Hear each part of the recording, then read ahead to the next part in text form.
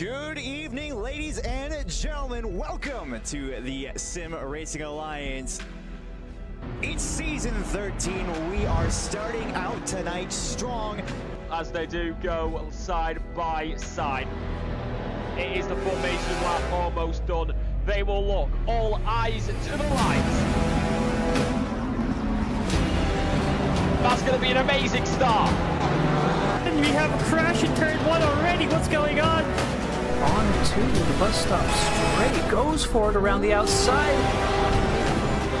More contact behind. That is huge. A couple of gainers in that one. She's giving it everything. She has to. I'm not sure that it's over yet, though. This is the last opportunity. We're off and away for SRA.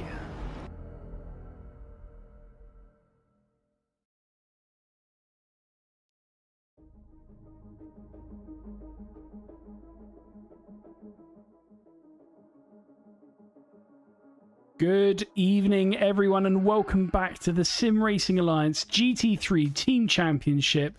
This, as always, is Division 6, and tonight we go racing at the mighty Circuit de Francorchamps. We are deep in the Ardennes of round 4 of the season. In this place, it's motorsports royalty. Flowing, terrifying, brilliant tarmac racing tonight. Yep, that's right. It's dry today. A perfect 24 degrees all around. That's good news for tyre wear. But Spa is not an easy track. It's fast, unforgiving, and it rewards commitment, or it can also punish overconfidence. Yeah, it's a long lap tonight. It's narrow in places, and if you lose focus for even a second, Spa's going to eat you alive. That is right. So you are back joining us again in Division 6. This is round 4. My name is Jay Queasy, and I'm joined as ever by my co-commentator and teammate in Division 3, Justin Rosenthal. Justin, so let's go ahead and jump ahead to the season calendar so people have a little visual there. But let's also recap where we're at with the season so far. So if we rewind a bit, catch you all up. Round 1 was at Indy. It was absolute carnage from the jump, chaos in turn 1, drama throughout the field, but up front, Mark DC played it smart and snatched the win from Nolan Witt in the final lap thriller. Yeah, round 2, Coda, our only night race this season, and Nolan had a nice bounce back, dominating from pole and taking the win. T Residents made 2 podiums in 2 races, and Juicy Jake bursted onto the scene in his debut last race. That's right. With the fiery P4. And then in round 3, it was Snetterton. We brought the heat, quite literally. Dylan Bonsall took pole and led early, but a mistake handed the win to Andrew Hopkins. Juicy Jake was back on the podium in 2nd place, and Bonsall recovered that late little upset for a 3rd place finish. Yeah, in silver, Cardboard Smith took the win. Tim Parkins grabbed 2nd, and Brad Beatram continued his consistent run for 3rd. Race strategy, tire survival, and capitalizing on mistakes was pretty much the big thing for Snetterton last week. It's going to be the theme of the season, and we arrive here now. We're at Spa. It's a driver's track. It's a fan favourite. And at round 4 out of an 8-round season, it is potentially a game changer in what has been already an unpredictable season. So let's go ahead now. Let's go and walk through the track maps.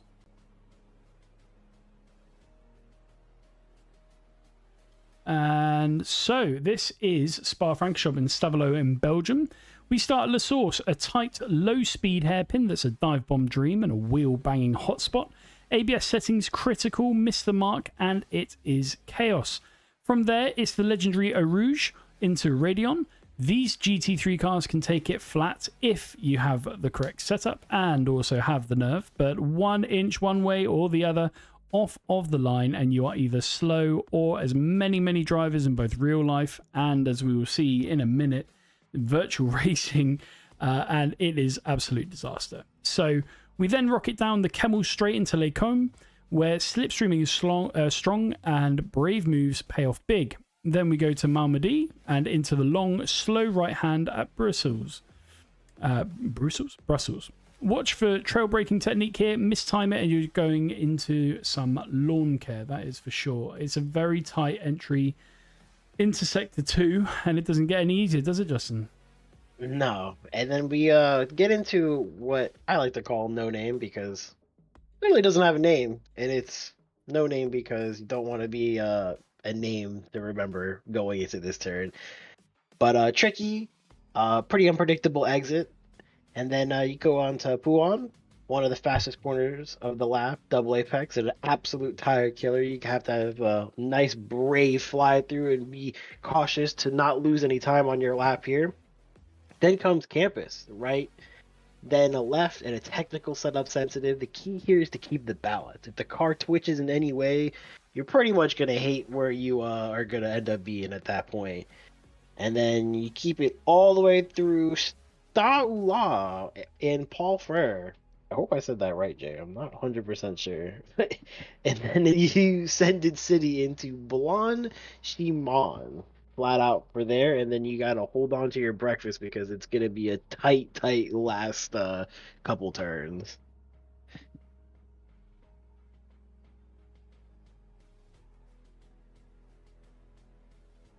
I believe we close out at the iconic bus stop. It's I tight, didn't realize it's I was twitchy, muted. and full of late lunch temptation to make a break or lap. I thought maybe you had some technical difficulties, but we're just gonna keep going No, on. But it's just a ended off classic in bus queasy stop. being used. And if you take bus stop right, you can pretty much get a nice solid lap going out back onto the start finish line, and then all over again. Keep it together What a save. for 60 minutes. Yeah, keep it together for 60 minutes, more than I can do for apparently 5 minutes. So Justin, let's go ahead and take us through the driver lineups. Let me go ahead and bring that on screen for us. Yeah, let's take a look. We'll start over here in the goal standings. Mark DC is your leader with 203 points, but Andrew Hopkins is a little bit behind. You know, nothing too crazy. You got a nice little 16-point gap, and then Juicy Jake still rapidly chilling up there in P3 with 185. You know, 2 great races. Too easy. Yeah, he's done well so far, joining the D6 grid. And then we got Dylan Bonsall. He's not far behind. Sasha Dickhouse, Glenn Jacobs, and Zipperburn Sr. rounding out the stacked top 7.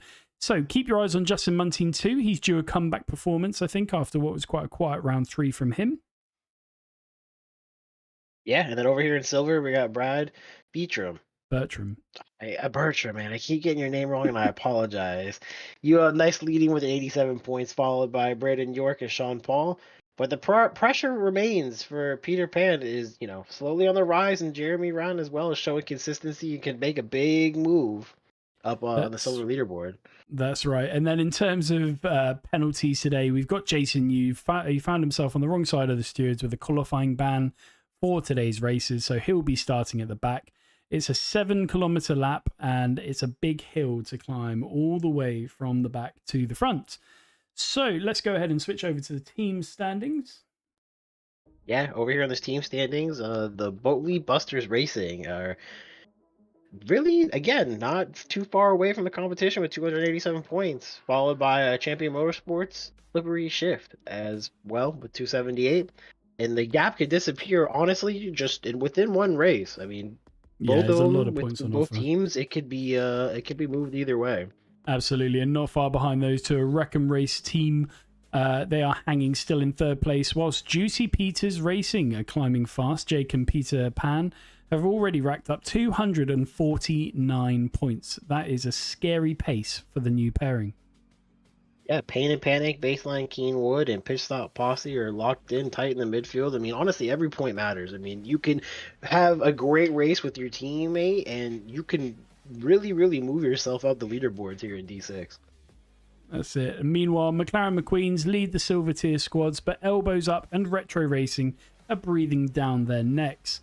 Spa might shake that all up. We have no idea, but what we can go off of is our previous data, ladies and gentlemen. So what we're going to do now is we're going to take you for a sneak peek at what happened last night in our D3 Division 3 coverage, just to see what our drivers in D6 could potentially be up against in the first opening court view sequences of Spa.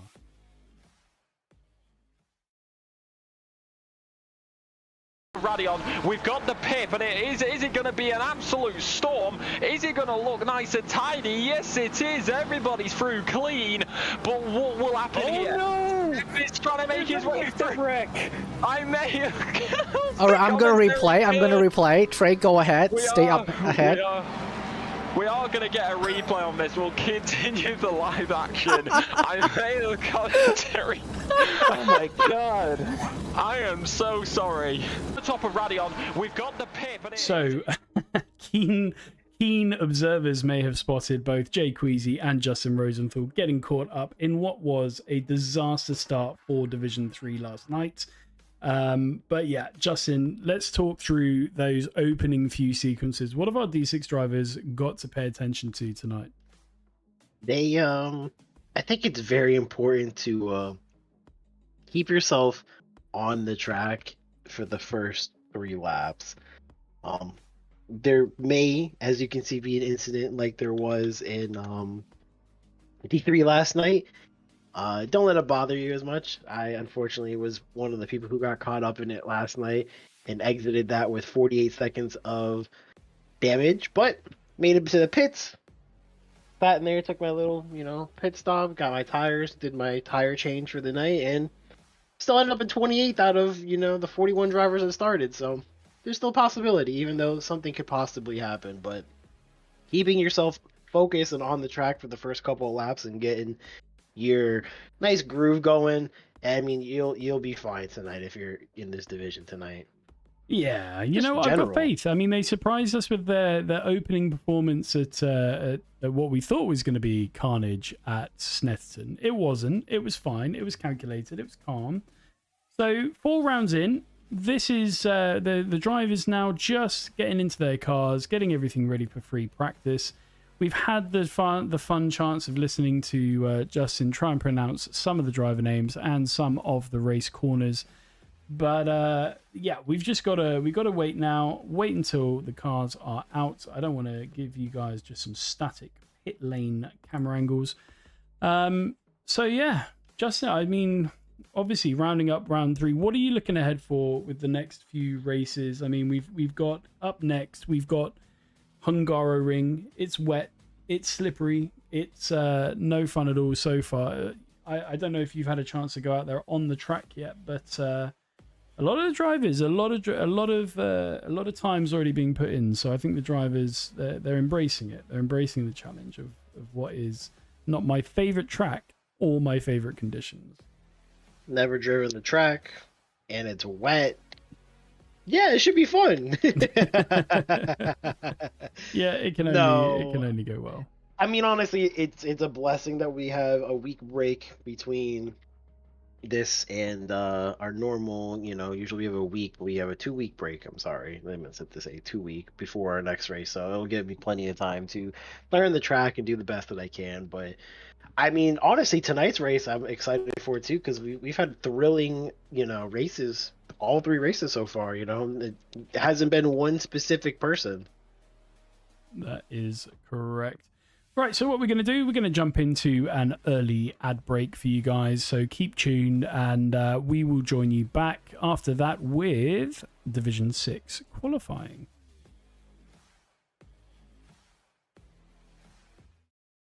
A huge thank you to our SRA sponsors and title sponsors for supporting us here at SRA, as well as support from Documise, a modern business solution for product management. Go to documise.com to learn more today. And support from Retro Saga, a North American-based gaming company that provides accessories for your favourite classic systems, including Nintendo, Sega, PlayStation, and much more.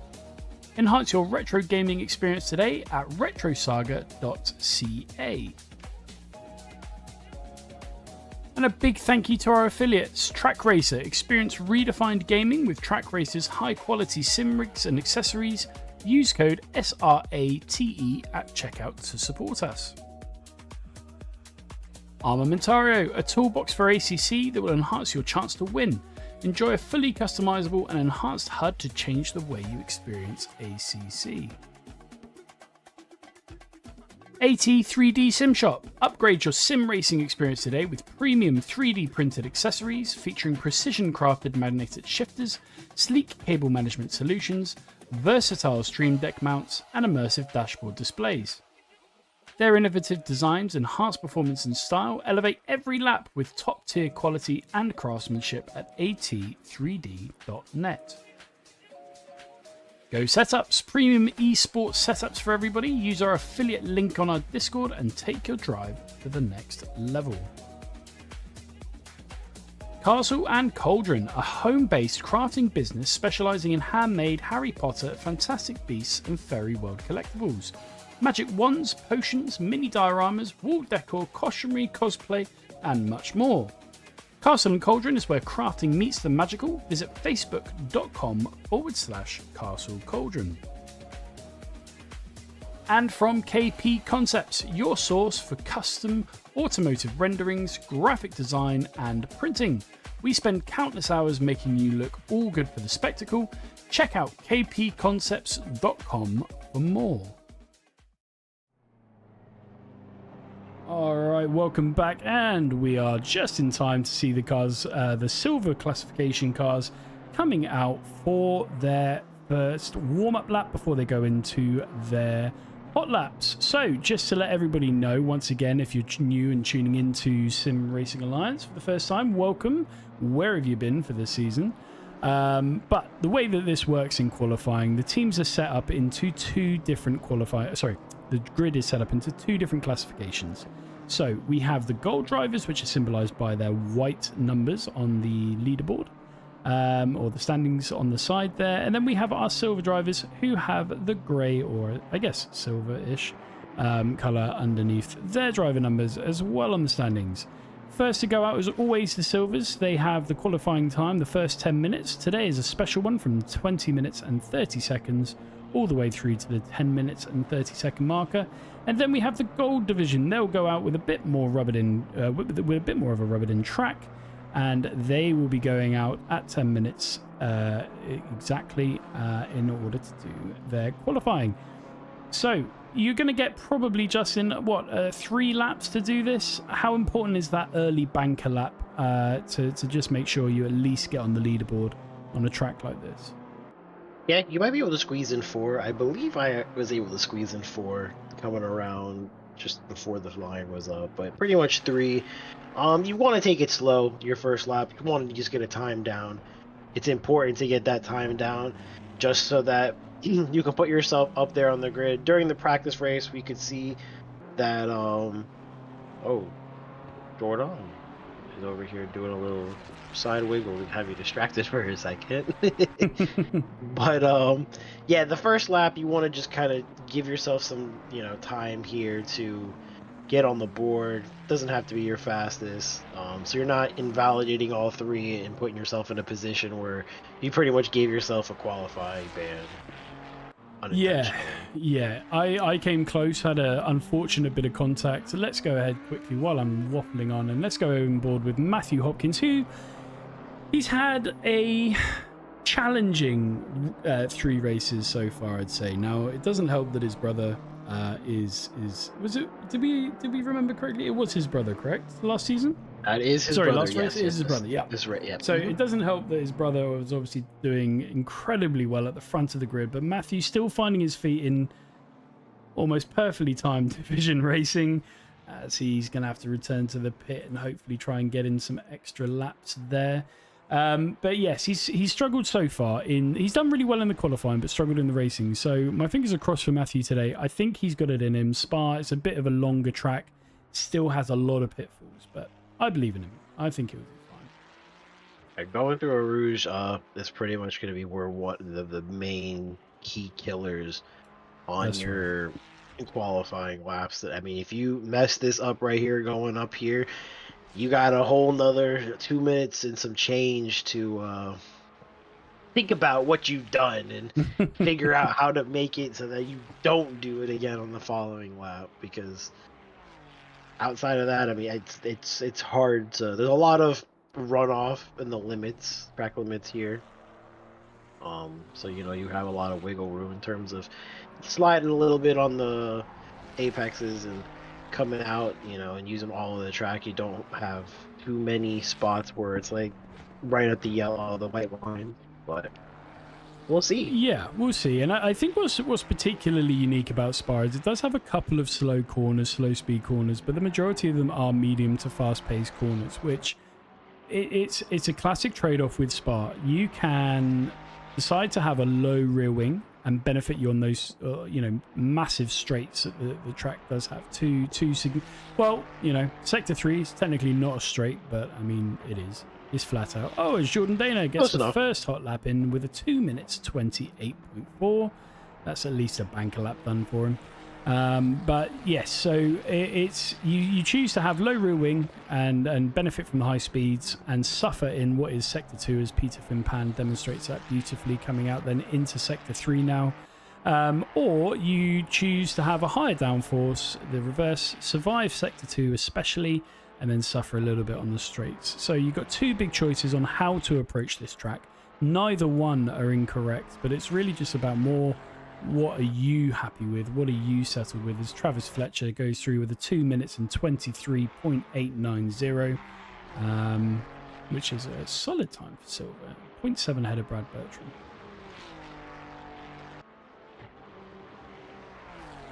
As you speak about solid times, I just was going to say that we'll be expecting, from what I see of this week's practice, anything in the 220s is a solid lap time. We do have a couple of can he hold it together, Travis Fletcher? He loses. No. Didn't seem like massive contact with the barrier there, so he might get away with it. No, yeah. Perfect. This is also a track where spinning off onto the grass, you're able to not get your tires shredded, unlike over in your mainland of England, where all the English tracks are absolute tire burners in the grass.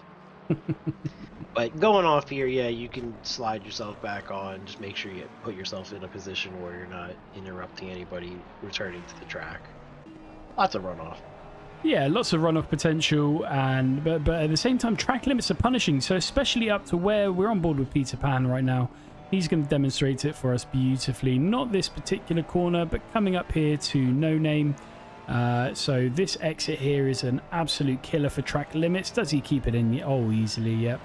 But track limits are a factor here, so we can expect to see maybe one, maybe two little issues with with track limits. Hopefully not too many, but that's another corner as well that they go through there. That's a trouble corner. But yeah, so track limits a factor, but at least it is a bit more forgiving with the runoff. The asphalt tends to hang on a little bit more than grass. As we see, Matthew Hopkins putting in an absolute stonking time, cutting a bit of a rouge there, but the lap before then he put in a 2:22.5, knocking Peter Finpan off of the top leaderboard or the provisional pole for the silver division. Let's see how that stacks up. Yeah, speaking of track limits, when you're driving the full field through a rouge, I feel like it's a little bit easier to get through. We won't see too many of it, but as the race goes on, I felt, at least for me personally yesterday, there was a lot of times where you start to lose it going through a rouge and you're just kind of cutting the track a little bit to not spin off and end up in a barrier. You only get 3, track cuts, and then you get a drive-through penalty, so gotta kind of use them cautiously throughout the race. I was sitting on 2 limits last night. I don't remember if you had 2 or 3. Yeah, I was flirting with 3 for a good 15 minutes towards the end there, so I was on my best behavior. And it's something that, yeah, okay, you might not go ahead and get yourself a drive-through, but if you're in the position like I was, sitting on 3 with 15 minutes left to go in the race, that is something that really does start to weigh on your mind, especially going through corners like a rouge, as we saw Hopkins do a perfect example of at the beginning of this lap, where sometimes, you might get the entry wrong coming up through into Radeon, but if you do that, your options are to either cut it and take the track limit, which I did on one occasion last night because of an accident, but the other option is to dramatically slow down, and that puts you at a massive disadvantage going along the Kemmel Straight there, with other cars inevitably bearing down on you from behind. It looks like Hopkins might be able to cut his time down a little bit. Yep. Well, he's going on to a valid lap now, and Peter Pan is on absolute fire here. So he's already gone 0.895 clear of Matthew Hopkins. I can tell you, so far on his lap, he's still up now by 0.7, coming through Sector 2 now. So assuming he doesn't hit that traffic in front of him, he could be on for what might be a 220, which would be our first 220 of the evening. And I think that would be trouble even for the gold. So keep it going, Peter.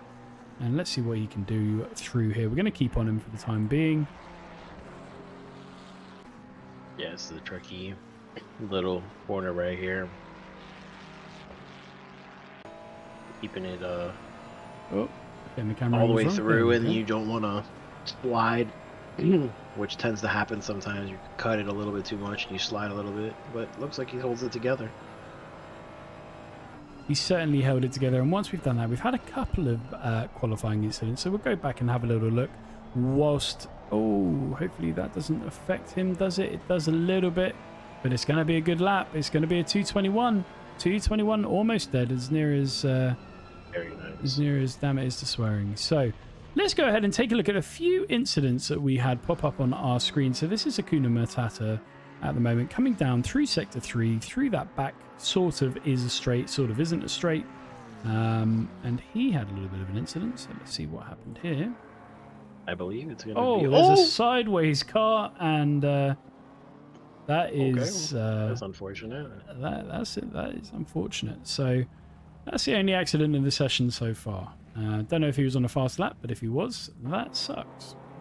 Looks like Matthew Hopkins is trying to do his best again to set another lap time. I'm not sure that he crossed the he must have, I suppose. 1 minute. Yeah, maybe he did. Or he might be just be getting in a bit of pit practice. Who knows? Let's go on board and have a look with him as the other cars are all coming out now to begin their hot laps, just working their way through Sector 2. Comes into bus stop. It's a tricky corner to get right. Tricky sequence. Stays off the curbs. Flat run out. And pops himself a little bit better, but narrowly just behind second place. So that's the silver classification rounded up. Then let's go on board with our driver out first. So that is Dick Zipperburn Sr. So in divisions, in the silver classification, then Peter Pan setting the mark with a 221.092. Then Hunter Lowe, who again he's had a difficult time in the races, but he's certainly putting himself in the best position to do it. Narrowly behind with a 222.2, and then even more narrowly behind him, Matthew Hopkins rounding out the P3 with a 222.29. So some fantastic lap times there. Jordan Dana bringing up the rear in 14th at the back there with a 228.4. As there's somebody else just behind, Dick Zipperburn Sr. finding their way back onto the track through bus stop. So, ideal, but hey-ho, these things happen. As we start the beginning of the lap, let's go back. Who was that? That was Andrew Hopkins. Okay. So let's stick on board then with our, our leader at the moment of the gold sort of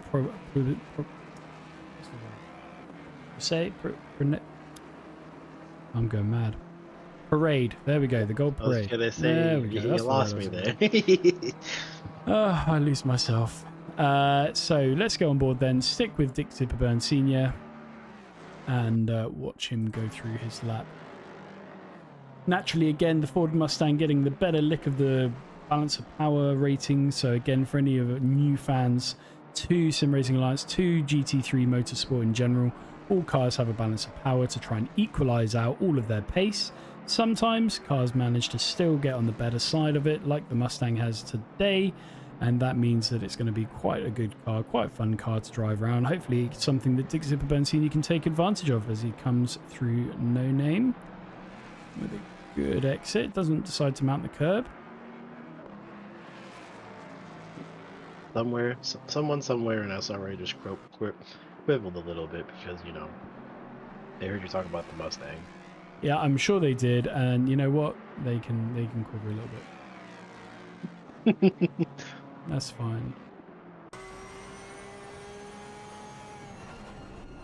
So at the request of a YouTube comment, we'll have a little bit of onboard here from car 281. That's Sasha Dickhouse in the Porsche, now on his own after his teammate abandoned him after a phenomenal COTA race and some phenomenal performances. Got himself an early promotion up to Division 5. And now he is all alone, left to pick up the pieces and try and do his best for the team.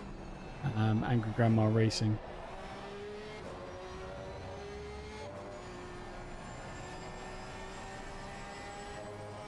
Yeah, Sasha had the second fastest time in practice this week. He certainly did. I'm excited to see what he can do as we get the first few drivers coming over the leaderboard now. Big Zipper Burn Senior putting himself up into 10th place. Slowly getting toppled though by Andrew Hopkins, who jumps immediately to 2nd place with his lap time. That's a fantastic lap time. Actually just getting warm on that first lap.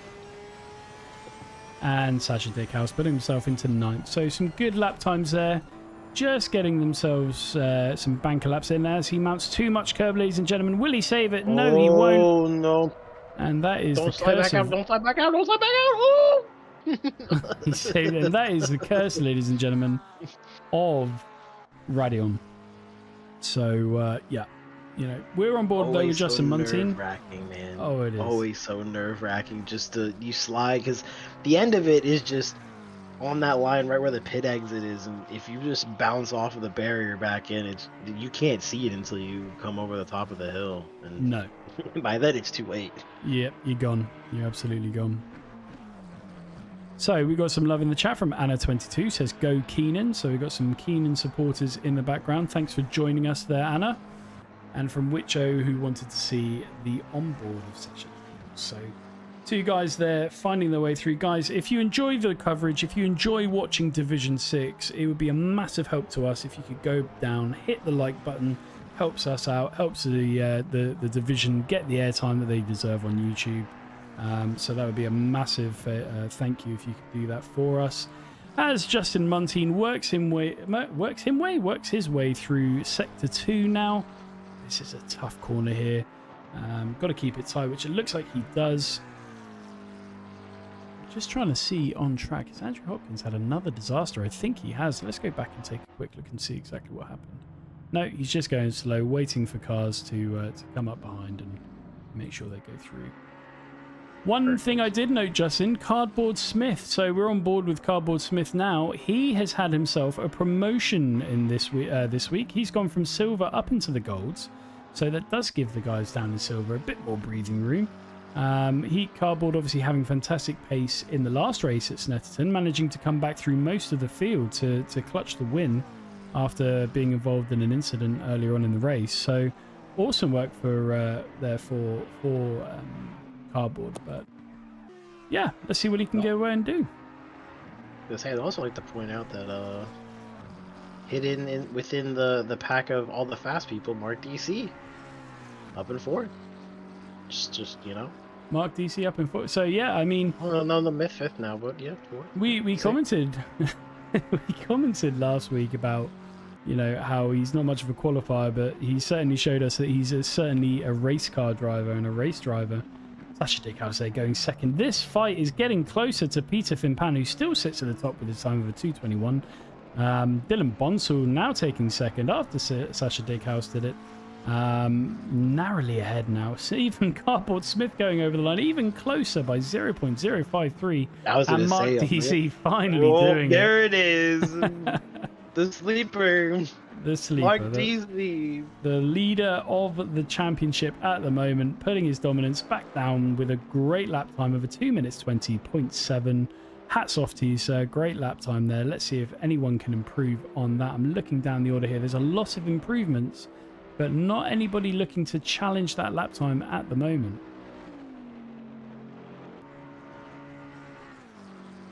Evelyn coming on and saying, great job, Cardboard. Yep, good job, Cardboard. You've also got fans in the view, in the stream. Guys, if you want a shout out for your driver, I will do my best to deliver that. So go ahead, write their names in there. Who are you supporting? Who do you want to win tonight? Who do you want to at least survive the turn 1 and turn 2 drama? Put their names in there and we'll give them a shout out. I'd like to point out that Mark DC has been dethroned by Brian Acomb. Brian Acomb, fantastic. Again, Brian, somebody who's fantastic. Donker lap. A stonker lap. Up with 0.342. It is a stonker lap, and you know, great news for the team. I guess if you're going to be overtaken by anybody, if you mark DC, it's good to have it. Good to be overtaken by your teammate. But again, Brian Acomb putting himself in the best position possible because he's another one that struggled in the races. He's struggled to stay consistent. So I'm really hoping that changes here at Spa. Spa is one of those circuits. You either love it or you hate it, or you're like me, you love it but it hates you. So some drivers here, you know, will absolutely relish the opportunity, like Brian Acomb. First time he's been at the top of the leaderboards. Let's see if he sticks it that way with that lap time. Some drivers love it, some drivers hate it. We'll see what happens as Cleveland Leatherwood climbs his way up to 10th. We're on board with Mike Farrow, who does dethrone and by... Oh, no. Oh, hang on. We've had two. Whoa, Juicy whoa. Jake just behind him just decided to take it over, too. Okay. Juicy Jake putting in a faster qualifying time than I did last night. Good job, Juicy. And Dylan Bonsall then finishing it off and putting themselves in P2 and P3, Mike Farrow. So there's a few more cars to come over the line. We'll see what happens. Next up over the line is going to be Sean Keenan. Let's see what Sean can do. Keeps his place in P13. Up behind him is Cameron Hastings. Manages to launch himself up into 23rd place. We've got two cars very tight behind each other coming into bus stop. We're on board with Brian Acomb. He's going to be desperate to try and prove himself with another good lap here. Has he been held up by the car in front of him? Oh, yes, he was. No improvement on that lap in terms of position. Then we've got a little bit of time. We've got Dick Zipperburn Sr. He's out next, coming through the last part of Sector 2 into Sector 3. He's currently 3 seconds off the pace. He is on an improvement, though, so at the very least, this will be a good bump up in the leaderboard for him.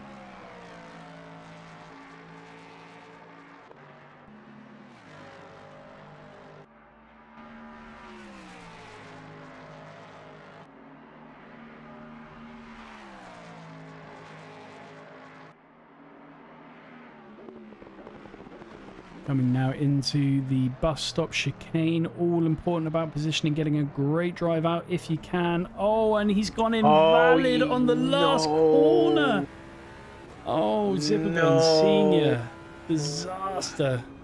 Absolute disaster. I feel for you, sir. That would have been enough, I calculate, to have put him up into about P12. So, yeah, gutting for him. So, let's give these guys a couple of minutes now just to collect themselves, just to, you know, reflect on how they've gone on. And more importantly, and this is something that I echoed in the Division 6 chat after our race last night, Justin, is the importance of treating lap 1, especially on a track like Spa. You have to treat track 1 as just like a semi-paced formation lap, a bit faster than what the guys are going to go through initially. But nonetheless, you have to just, you know, you're not going to win the race in turn 1. You're not going to win it going through a Rouge 2 wide, 3 wide. You're not going to win it at any point. Are you going to win a race on lap 1 itself? But it's all to play for in terms of disaster. I think the best thing that you said last night in the D6 chat was you can't win a race in lap 1, but you can lose a race in lap 1. Don't make it so that, you know, you have to be in that position to not be in a competitive spot. Just everyone relax. It's 60 minutes. You got plenty of time to, you know, if you got to lose a couple positions to make sure that you're safely through, so be it. Just and the thing is, all the as way well, through. All the way through. And the thing is as well, the nature of Spa with some of these medium to fast corners, a lot of the drivers are going to favor the faster setup. Right, they're gonna favor the less downforce setup, especially if you're in the Boatley like Acomb and Mark DC. They're going to be looking to maximize their pace on the straights because that's home for the Bentley. that means that going into some of these corners, it's slippery for them, you know? So even if, like you said, even if you've lost a few places, there is still a chance, a really good chance, as we learned last night, that cars are going to spin at some point. There's going to be a couple of collisions. There's going to be a few dive bombs, a few D6 specials going into bus stop, going into Eau Rouge, dare I say it, going into, you know, a lot of these corners. Just take your time, D6. We can do this. I believe in you after Snetterton. We believe in you. Yeah, and I would like to point out that the most important thing is that D6 penalties really haven't been bad this season.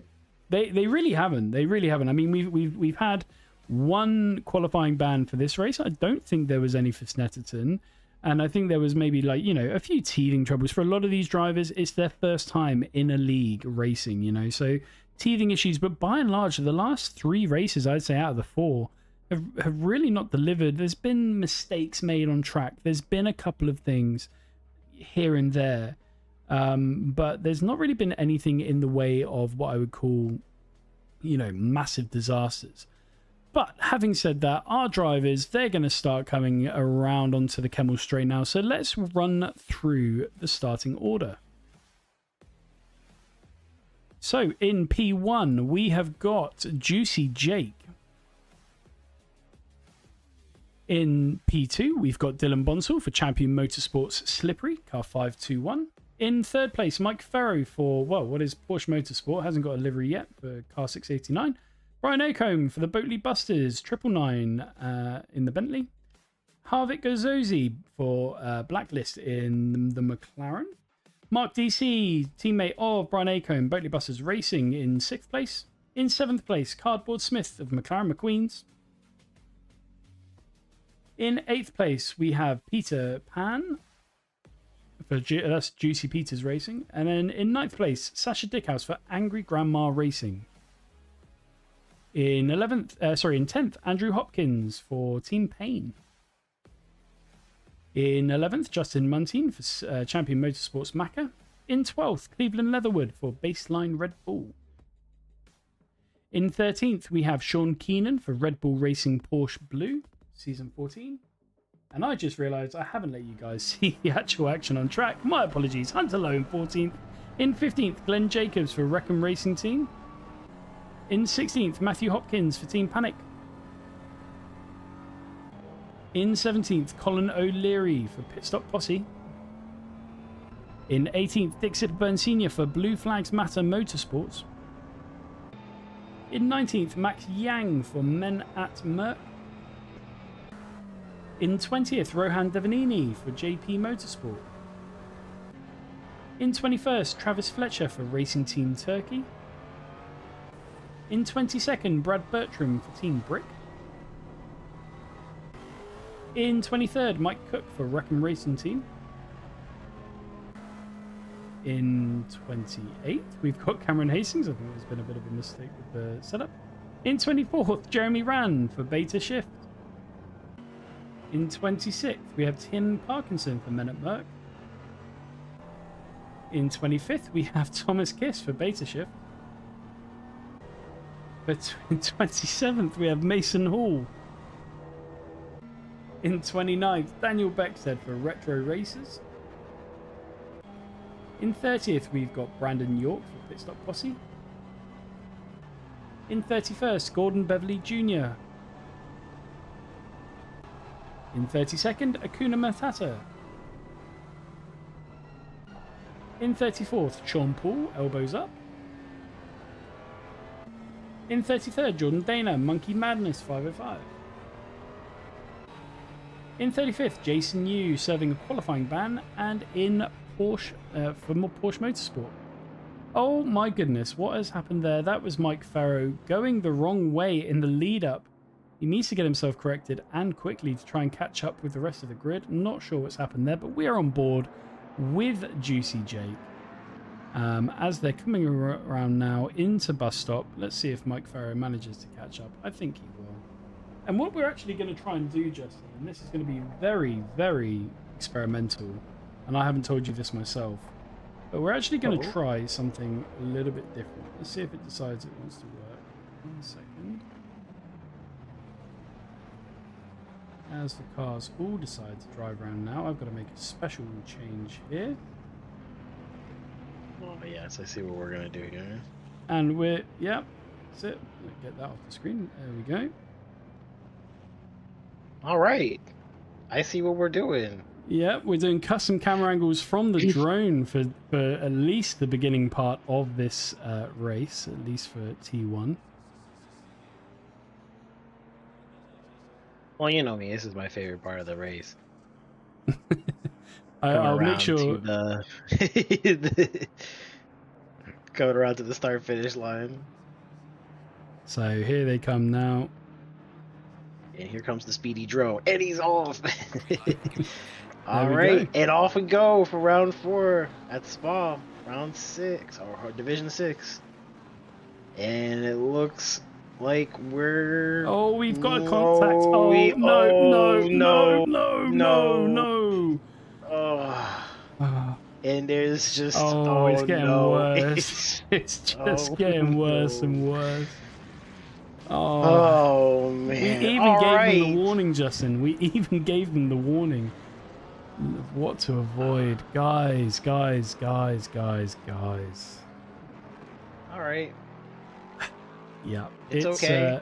Let's go ahead then and catch on board then with the rest of the race. This is going to be the only tricky point now. Let me try and get these races up and going. Stand by, guys. My apologies. It was a good idea. There we go. We're on board back with Juicy Jake then, who himself has lost of position. He's down into 2nd place. Brian Acombe, 3rd place even. Is that right? Am I looking at this right? No, he's 2nd place. I think he went back to the pits. Who? No, Juicy Jake. That's him there. Oh, Brian Acombe. Oh, Brian Acombe is. I think him and Peter Pan might have gotten caught up in all that, which is kind of crazy because I don't know how. I mean, it must have happened right in the front because they were in the 3rd or 4th line. They might have just got swamped up. Maybe we'll go back and revisit it. Let's go back and take a look and see exactly what happened with our guys here. And revisit it. So this is on board then with Cameron Hastings, already running a bit wide. As they come up through Eau Rouge, it tightens, people probably braking the flow of the traffic, and there's just absolute chaos ahead. Yeah, it looks like it happened a little bit before it. Yeah. Oh, absolute disaster. As we get on to lap 2 then, we have Dylan Bonsall in the lead, followed by Juicy Jake, Mike Ferro up into 3rd place, Harvick Garzosi in 4th, Mark DC in 5th place, Cardboard Smith in 6th, Sasha Dickhouse in 7th, Andrew Hopkins in 8th, Cleveland Leatherwood up to 9th, and on board with Glenn Jacobs defending from Sean Keenan and Colin O'Leary. As we have another track incident to watch out for, let's go back and see what's happened. Yeah, it looks like there's been a couple of instances in the back. So this is Daniel Smith, Beckstead. it looks like, I think. No, this one's Daniel Beckstead. That's Akuna Matata up ahead of him. And McLaren diving up the inside, ends up making contact and just spinning them through. Spa takes no prisoners. Spa takes no prisoners. That's exactly what we said when we started. You know, it's either... I mean... No prisoners is a nice way of saying it, I would say at this point. Look at the damage on Jason Yu right there. Alright, but that's fine. 1 lap down, 56 minutes, you know. Again, like I said yesterday, D3 had the same type of incident, you know. You get your car in the pits, get it repaired, get back out there, and gain some positions, you know. Yeah, exactly. It's all a mental battle at this point if if you were caught up in that in the further half of the pack. And you know, as well, the good thing is with all of this is it's a shake-up, right? So this is exactly what happened for us.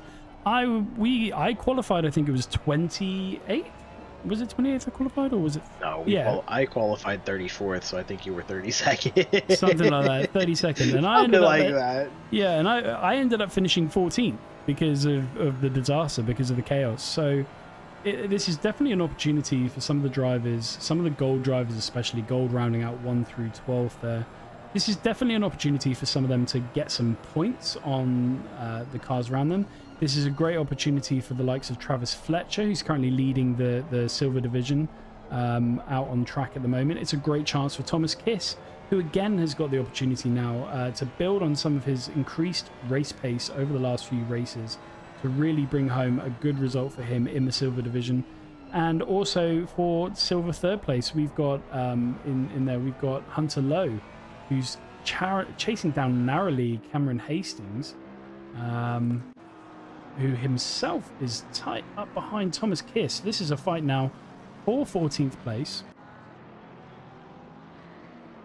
Makes a lovely pass down the inside. Thomas Kiss trying maybe is he to get a better exit. He does have the advantage over the McLaren. The BMW is going to be faster in this straight line as we go through a Rouge. If they can both do it cleanly, it definitely has the advantage down the straight line compared to the likes of... I'm looking over at my race engineer, and it looks like there is an incident with Juicy Jake. He's dropped down the fifth. I mean, let's have a look. 788, yellow flag for Juicy Jake. Let's go back and see. It's going to be Eau Rouge. It's going to be Radeon. Let's see what's happened with Juicy. Was up there running in the top spots. So hit that curb. It's unsettled in. Is it a big impact? Oh, what a save. No, oh, no. Oh, never mind. A little bit of damage. Nothing that can't be solved in the pit lane. Nothing that can't be solved in the pit lane. And let's go back. I don't think we've seen this yet. So this is Matthew Hopkins. Looks like he's racing. I'm trying to see and work out who that is in the McLaren. That's 445. 445 is Rohan Devanini. Oh, Matthew Hopkins just closing the door there on Rohan Devanini. Rohan really, yeah, he's gone on a trip there.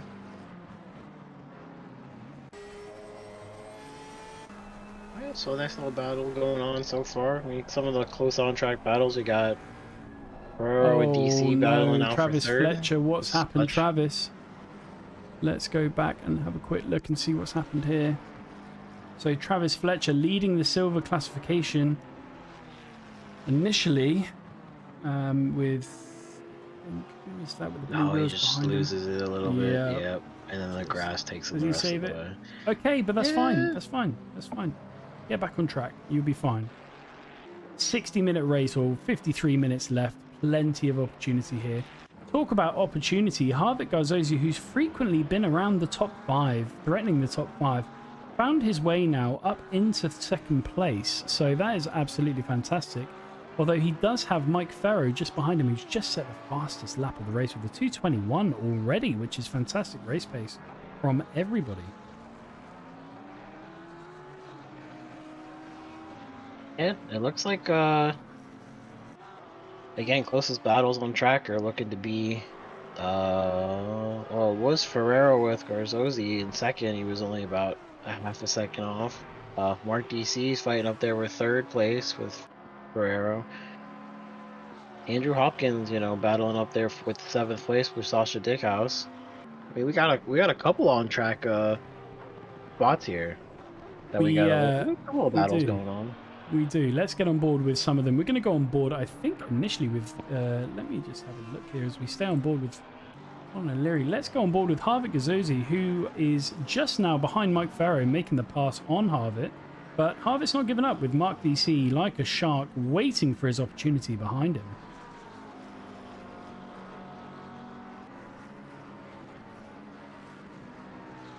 And just a reminder as well for the guys that might be tuning in for the first time from home, again, just to explain the race format. It's a 60-minute race. Our drivers have 58 minutes in which to pit their car.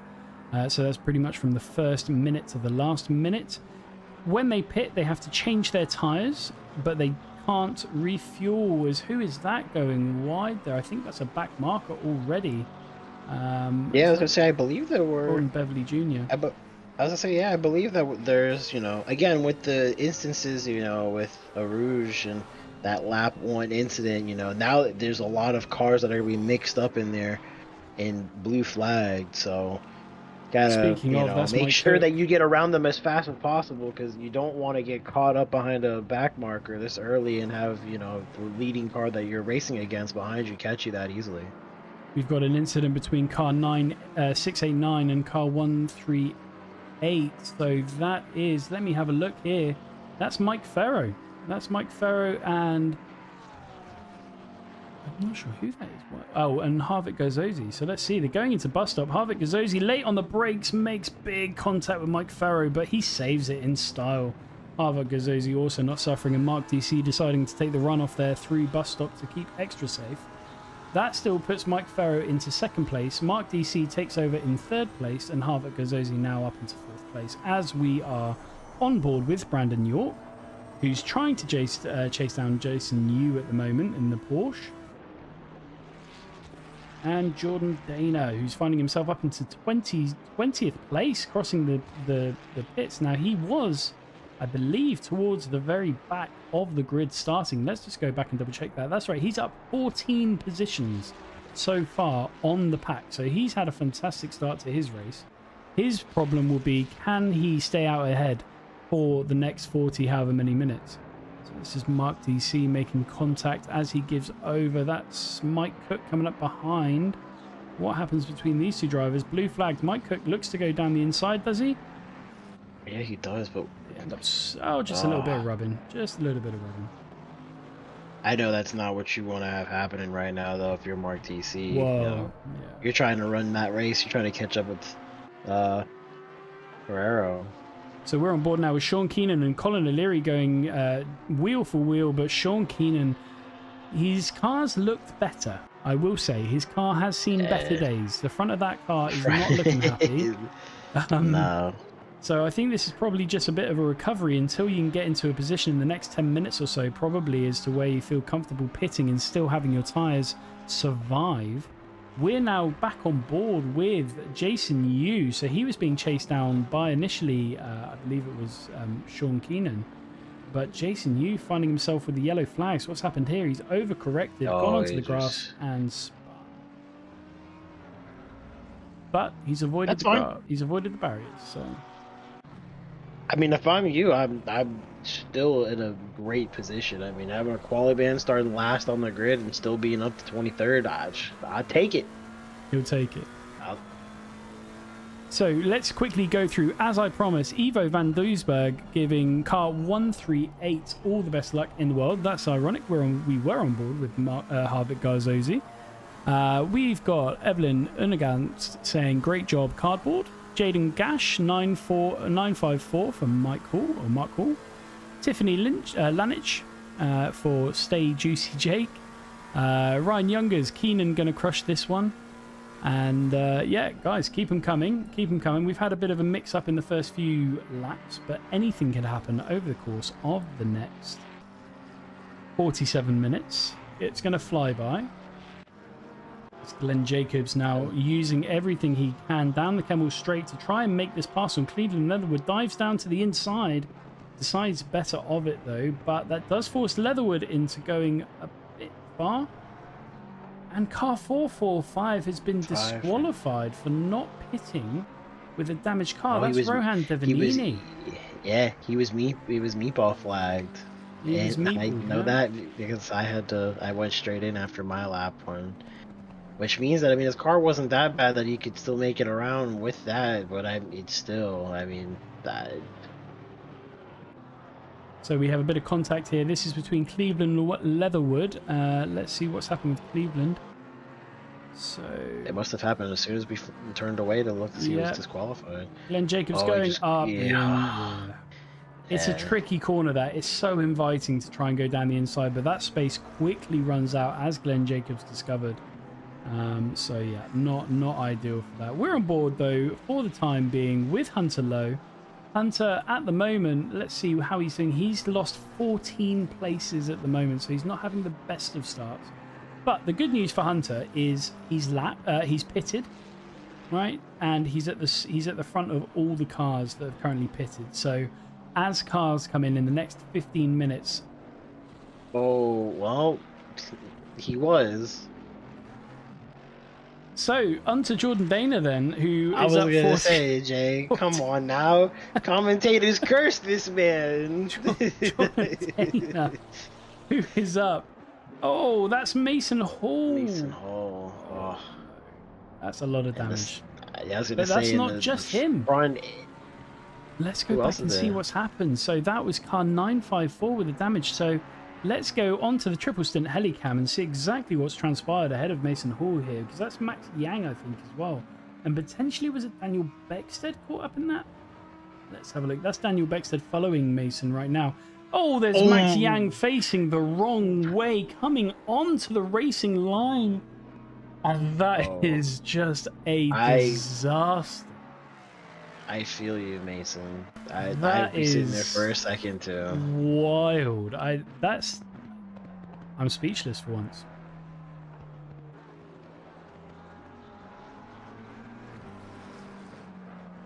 And Dylan Bonsall. Looks like he's pulled away. 4.4. Yep, Dylan Bonsall doing what he needed to do. The big challenge for Dylan Bonsall is the Gremlin, or is the Snetterton Gremlin going to get to him? So he did this at Snetterton. If you guys remember back, he had a fantastic race. He qualified in P1. He led for 90%, 95% of the race from P1 from a huge margin. And then in the dying embers of the race, the last few laps, he somehow, going through bomb hole, managed to find himself facing the wrong way and ultimately having to bring up the rear in third place. Yes, third place. So wonder if that Spectre is going to be in the back of his mind as the race progresses here, as he continues to extend out that lead. And we'll see whether or not that continues to reap havoc for him as we go on board with car number 23. This is Thomas Kiss getting caught up in an incident. Now, Thomas Kiss was following Cleveland Leatherwood. They still are. So I don't know if there's a lot of contact. Has Cleveland had the same thing happen to him into the same corner? Oh no, he's had... Oh no, that's he Matthew got that from Hopkins. behind. Matthew Yeah, he Hopkins got that from rear behind. engine. Nothing too crazy though. So they'll carry on with that. Although Matthew's car is looking a bit worse for wear. We have a question for you in the chat, Queasy. Oh, yeah. How do you see this race compared to yesterday's D3 crashes? Well, it's much the same as D3, I'd say at the moment. They we tried our hardest. I don't think we had that bad. I mean, the opening couple laps were pretty bad. I could give that. Oh, Mike Cook has gone way into the grass. But you got to make that choice. You got to make that choice there, Justin. You got to decide: are you going to try and rescue the track limits, or are you just going to say, "Look, you know what?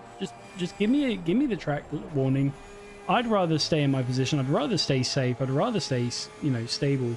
I made that decision yesterday, so I've got no qualms with what Mike's I was gonna done say there. I did the same thing. I was like, "Oh, not making it. We're going through." you just live with it. It is what it is. But to go back to your question, which 99? I mean, I think it depends. I was quite lucky in that after the almost exact same incident in D3, I was sort of out of all of the carnage. I saw a couple of drivers. We had a bit of fun, but by and large, it was fine. Justin had a different perspective a bit further back. So, Justin, what was it like for you being back there with in terms of crashes, accidents, collisions? I mean, I didn't see anything. Once I got collected in the Rouge incident of D3 yesterday, I was able to pit immediately on the first lap, and then I drove on those tires for the next 55 minutes. So, well, that is the challenge. I mean, still Hunter Lowe is still leading out of the pitted drivers. So there's potential here for Hunter to really get a really decent lap position here. Same with Daniel Beckstead. Obviously coming off the back of disaster there, as we saw going through campus. So there's still a real opportunity for these drivers to do some real good. We've got ideally, at the moment. Go on. my bad. I don't mean to cut you off. I would say ideally this is pretty much the same situation that in track positioning that I was in yesterday when I'm, you know, back here in 25th, 26th, 27. You know, when you possibly, it's hard to say because I don't know if anybody's ever really anticipates, you know, when the pits start rolling in the next 5 minutes or so, 10 minutes. But, you know, they're on those fresh tires. It may be a little bit harder to get some grip for the first couple laps, or maybe to gain some, but after a while it's hard, you know. If everybody in front of them can nail their pit stop, you know, this is kind of where you'll end up being. But if you pull in, you don't hit your box, gotta add another 5 seconds, you know, there's chances that Jordan Dana managing to recover it but losing the did he get touched maybe? Is that somebody giving up the position there again to Jordan Dana? Now, the way that we've got the camera set up is going to constantly keep bringing us to the action. So let me try and see what happened there with Jordan Dana. So that was Sean Paul up behind Jordan at that point. So what happens here between the orange Ferrari of Sean Paul and the lime green Xbox livery he of tries to Jordan make Dana? this move.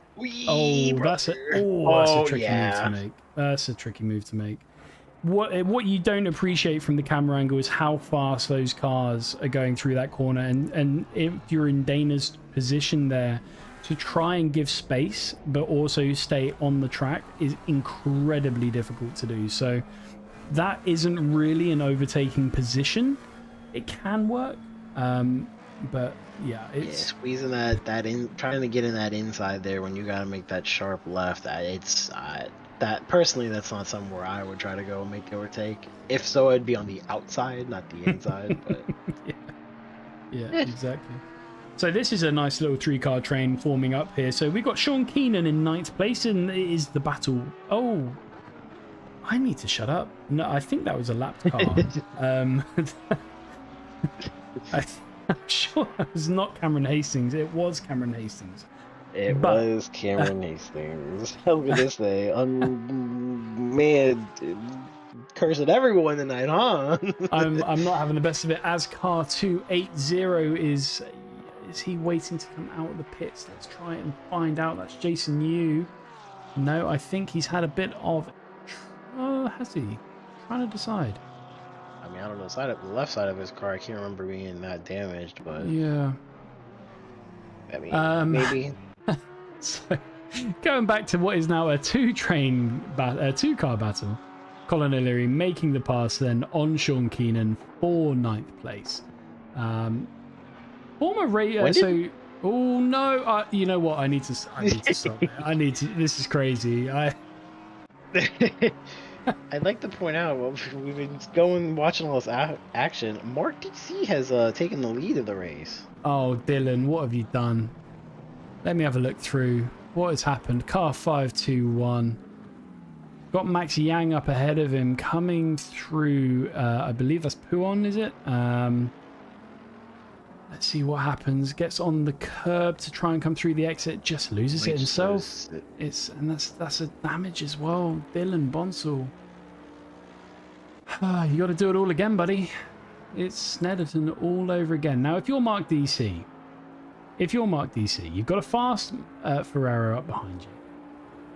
But if you're Mark DC, you just have to focus on keeping on the track at this point, surely.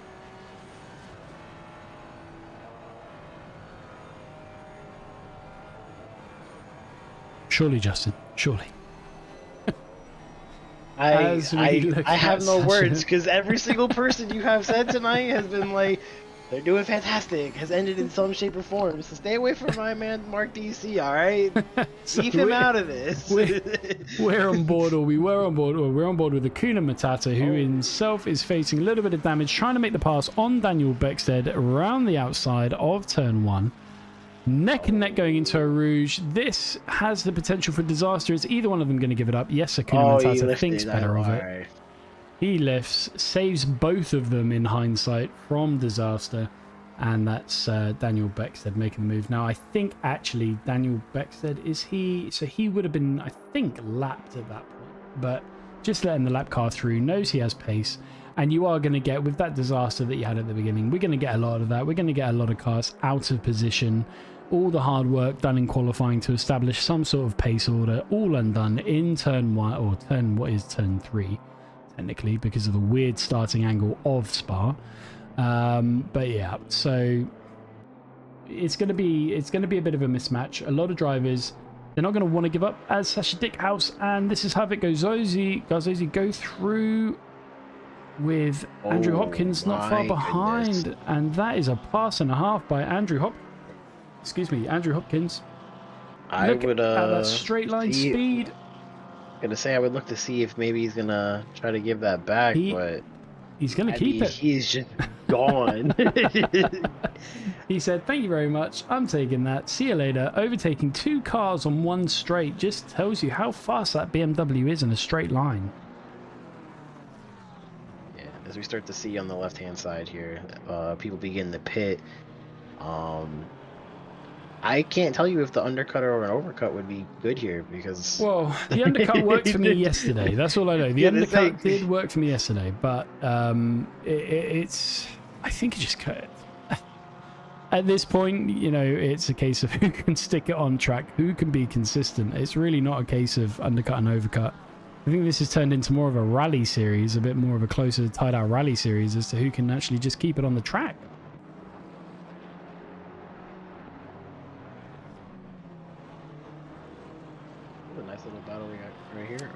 Looks like Hopkins has gone a little bit wide coming out of that. But... Just defending, I think. But Havik Garzozi is going to take that wider and more narrow exit. Very nice. Beautifully done. Nice. Beautifully done. Hopkins, I think, doing everything he could to try and keep that place. But, you know, that's the straight line and speed of this BMW. Whoa. Just... Surely he's not going to make up that gap, is he? Surely. Sean Keenan close up behind, having said that. I don't know. He definitely looks like he's closing that gap. He's definitely closing that gap. Is he going to account for his faster pace? Yes, he is. Well accounted for. Good job. Look at as he breaks off. And everybody pits. So that's Hopkins then and Sasha Dickhouse both taking their opportunity to go ahead and dive into the pits. Let's go on board then with Travis Fletcher. So Travis currently sitting second in terms of silver classifications out on the track, just behind Thomas Kiss. And this is what they're fighting about up ahead. 13th, the battle for 13th, the battle for P1 in silver. Let's see what these guys have got between them. I just want to... Actually, we're going to shoot forward to Juicy Jake, who's in a very tight battle, going down Kemmel Straight now. He's going to try and close up sometime through here to the McLaren. The McLaren's going to be really good through this section, though. He's going to have to be particularly faster to try and improve his position. Doesn't make anything happen through there. Maintains the same distance. We're down into Puon now. What can these guys do through here? Both very clean. And I think that's Mike Farrow up ahead. So Mike Farrow starting to feel the pressure, is he? Yeah, I mean there is No, I don't actually. No. I don't think that is Mike Farrow. I think that's another Porsche in amongst them. It's hard to tell trying to see by the track map. No. So we're at that stage where everyone's sort of just sorting themselves out right now. We've got some people that just are yet to emerge from the pit lane. So that's Gordon Beverly Jr. and Rohan, obviously Devanini, as we saw, got disqualified for having an unfit race car. That's what the orange and black flag is for, or otherwise colloquially known as the meatball. Meatball. Great input as ever from my co-commentator Justin Rosenthal. Look at the pit train we've got though. 14th place all the way through to 19th place. They're just in the pits now. Andrew Hopkins obviously deciding, you know... Oh, no, sorry. He's just coming out of the pits. Has he maintained his position? That is the question here. As Daniel Beckstead goes through. He has maintained, and he's obviously done a little bit better in the pit stop. His pit crew obviously working a little bit harder there than Sasha Dickhouse, managing to open up a very small gap between the two. But we're back on board with Juicy Jake, where we come on the backside of disaster there as they go through turn 1. His car looking a bit worse for wear now, with a yellow flag waving up ahead as well. That is for a stricken car in the pit lane. That is a game bug feature. So let's go ahead and just take a look. 788, what's happened here? This was on lap 12 now. We'll go on board the triple stint helicam to get a better view of what's happened. So he's gone down the inside there, and the Porsche has tapped him. Oh, that's nothing though. That's not. But he's got more damage than that. So where is that damage come from? Because he didn't look that bad in the replay. Might have been damage that was been there all along. It just hasn't been done. So that's Thomas. The question is he going to repair it when he goes in the pit? Well, that is the question. Positions 1 through 13 yet to pit, although 7, 8 and 10 have just entered into the pit lane now. So this is Thomas Kiss, moved up to 9th place courtesy of those pitting ahead of him, trying to fend off Travis Fletcher. That is not Cleveland Leatherwood behind. Fletcher having a great run out of Radeon. So Kiss is going to be looking to defend in the middle of the track here. If he can just stay in the middle, it makes overtaking an absolute nightmare. That 298 with great pace though. So what happens here is a Mason Hall, that is. And Thomas Kiss losing it, I think. I don't think there was contact there, was there? No, I don't think there was contact there. I think he lost it. Yeah, so that's his speed coming into the turn.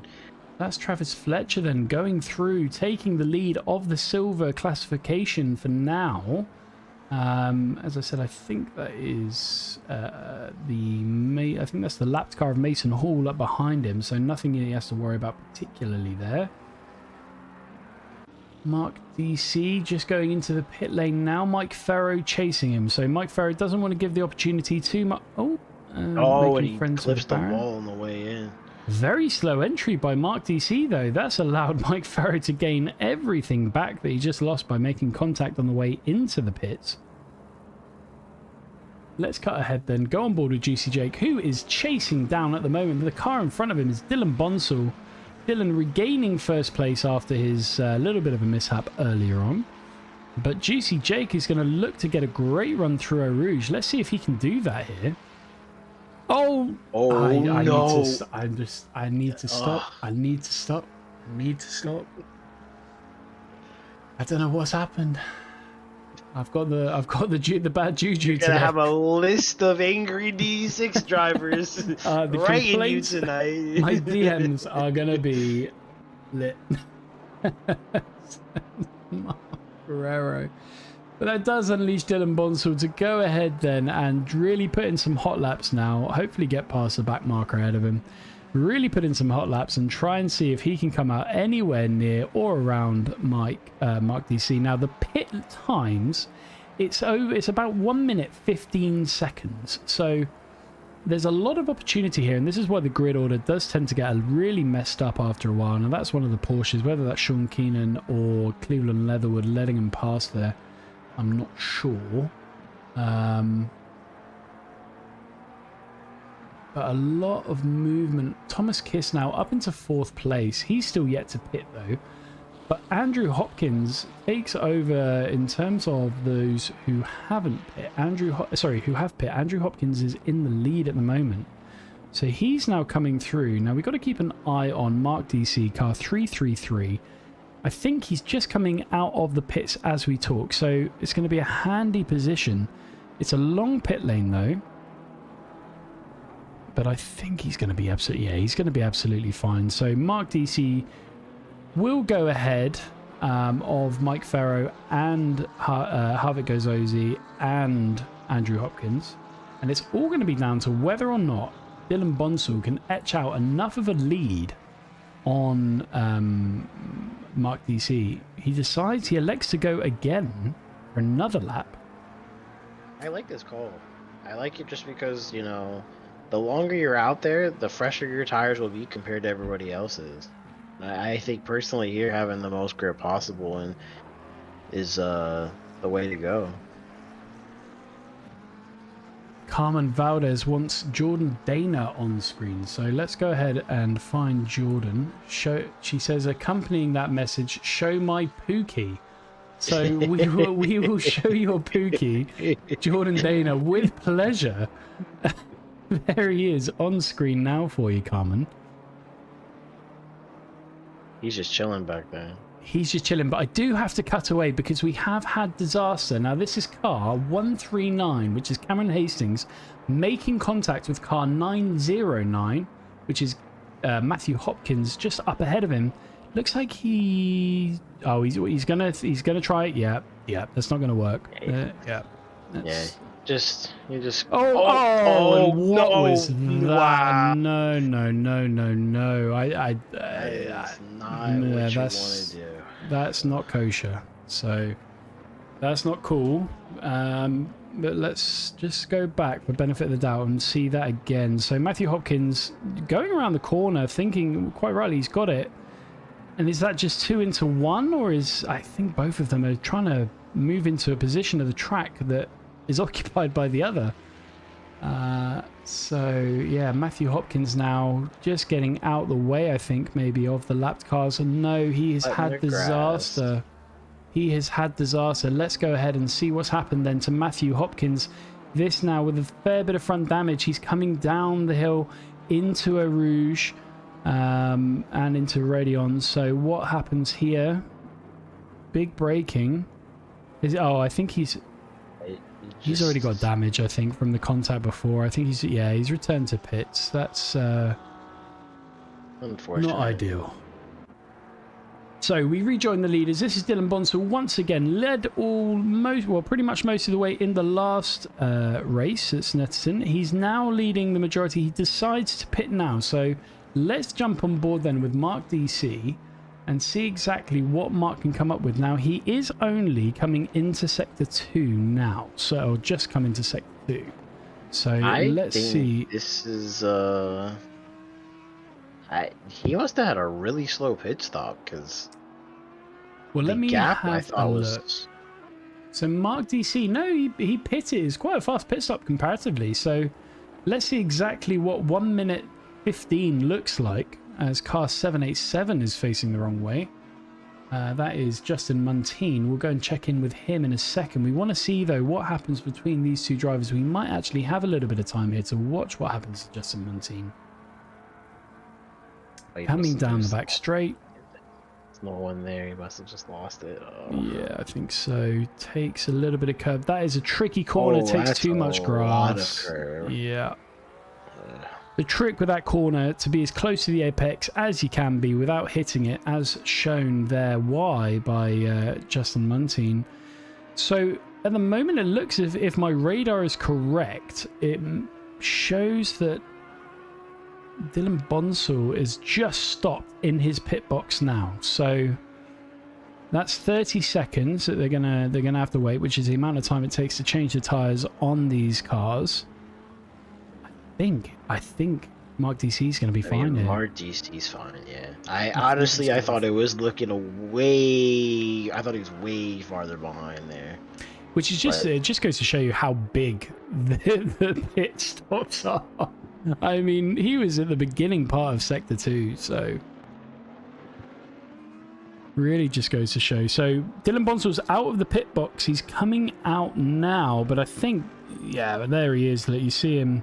Yeah, next to Dorton. Couldn't have been a better camera angle. He's not going to be too far behind, though, with Mark DC. Where that ends up putting him, I don't know. Will he also be behind Mike Farrow? Let's go on Travis board. Fletcher hasn't pitted it yet as well. You like Travis Fletcher? He's running the long game. I don't hate on it. I don't hate on it. So Dylan Bonsall does manage to move himself up a position then into P3. Which is pretty awesome for him. Mike Farrow then only 2.8. You see him just coming around that same corner now. And we have a close battle here. This is Andrew Hopkins trying to fight off Sasha Dickhouse. Not too far down the road from the leaders. Good defense right there if I am. Hopkins Really could good keeping the hold of the apex there just to make sure that he can't get by.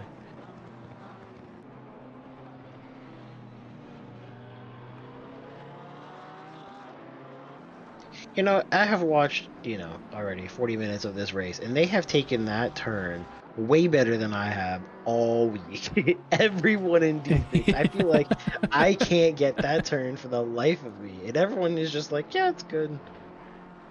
I was just trying to find the soundboard for skill issue there, but I couldn't find it. Car 787 finds himself facing the wrong way at bus stop. So this is Justin Munty, and the drama just keeps continuing. So he's got, this is Juicy Jake close up on the inside. Does Juicy try and make a move? No, he doesn't.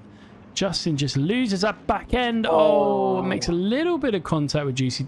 Oh, no. Oh, Juicy, when it's not your day, it's not your day, mate. And it's not your day. I was saying, Jacobs is just off the track at the beginning of Glenn Jacobs, yeah. Yeah, he's making his way through. Let's go through, just see what happened a little bit there to Glenn Jacobs. Coming through the Kemmel Straight now. It's a heavy braking zone, as you can imagine. Oh, I just doesn't. Yeah, just thinks better of it. Maybe is it? Like, oh, I don't know. Maybe mechanical issues with his rig. Yeah, to say maybe some rig setup issues. So let's go on board with Travis Fletcher then. So Travis at the moment, he's P1, yet to pit, and he's got about a 75-second pit stop. So let's try and do some very quick math. So 14, 16, 17, 26, 31. Oh, somebody's off. Somebody's off. Let's go ahead and have a look. This is Jordan Dana Pookie, as he's otherwise known, with car 954 behind him. So 954 is the lapped car of Mason Hall. Now Mason Hall going down the inside of Jordan Dana. Contact made on the entryway in. Nothing too serious though between the two cars there. Pookie survives another lap.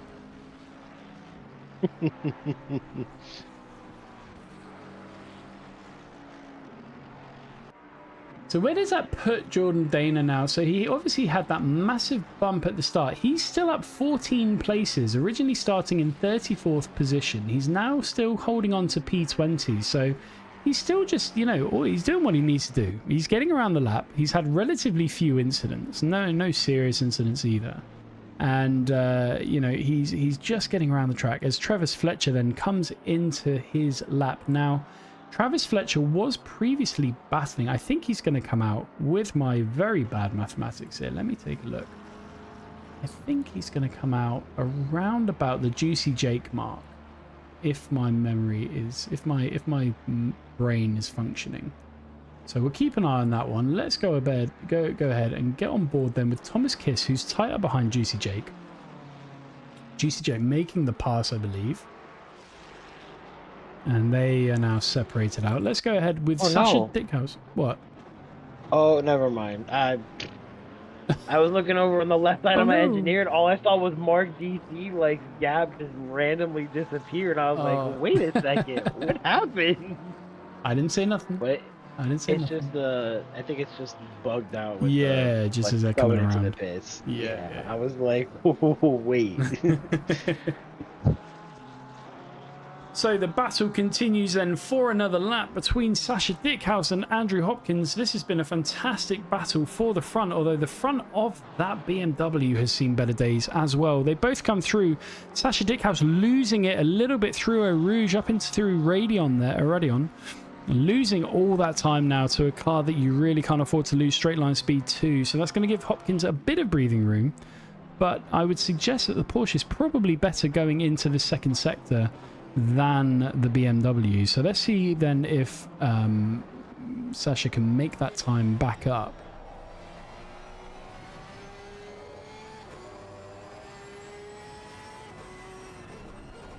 Looks like falling behind just a little bit. Yeah, just not quite making the move. He has fallen back even more. Andrew Hopkins putting in the sort of performance that he needs in order to secure at least that fourth position. Only 6.5 seconds up the road is P3, so not much to lose there. And the good news for Andrew Hopkins, and maybe for Sasha Dickhouse as well, is Mike Farrow is deciding to get into a battle now. This is the battle for P2. Dylan Bonsall holding on for dear life then, as Mike does decide to come up. The good thing for Bonsall is he lapped later. His tyres are going to be fresher. His tyres are going to go longer. So if Mike is going to try and make a pass, he's got to make that pass as soon as he possibly can. Yeah, you don't want to be holding out, waiting for being behind somebody and having this fight with someone who's got fresher tires than you. It's not going to work out. I'm happy to say there's lots of love for Pookie in the comments. Just Sarah Thing saying we root for car 505 in this household. And Hammed Burger saying hell yeah Pookie. So we love to see the Pookie love on this stream. Keep it coming in. And if you like Pookie, try and drop us a like as well. That helps even more. So Mike Ferrer then falling off of Dylan Bonsall a little bit compared to what he was. Dylan getting a bit of a move on for himself there. Let's go down the grid and see what we've got. We've got Sean Paul still chasing down Juicy Jake, trying to get past... no, he has just got past the back, one of the back markers there. That is... Who is that? That is Peter Pan that he's just gone past. Peter Pan still trying to recover from the earlier incidents. Or the early incident.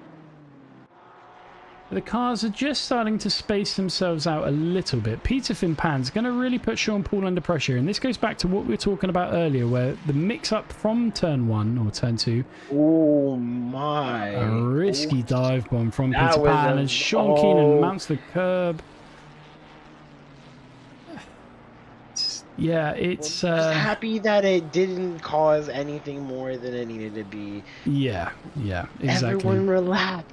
We just need to get to the end.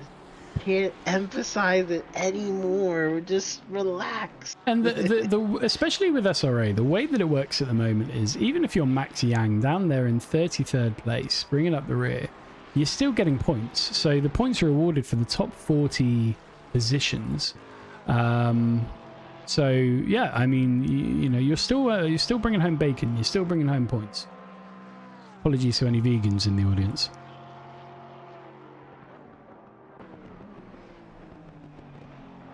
And Pat Cockcroft coming in with the extra information there. He just installed his new wheel 30 minutes before the race as well. That's brave.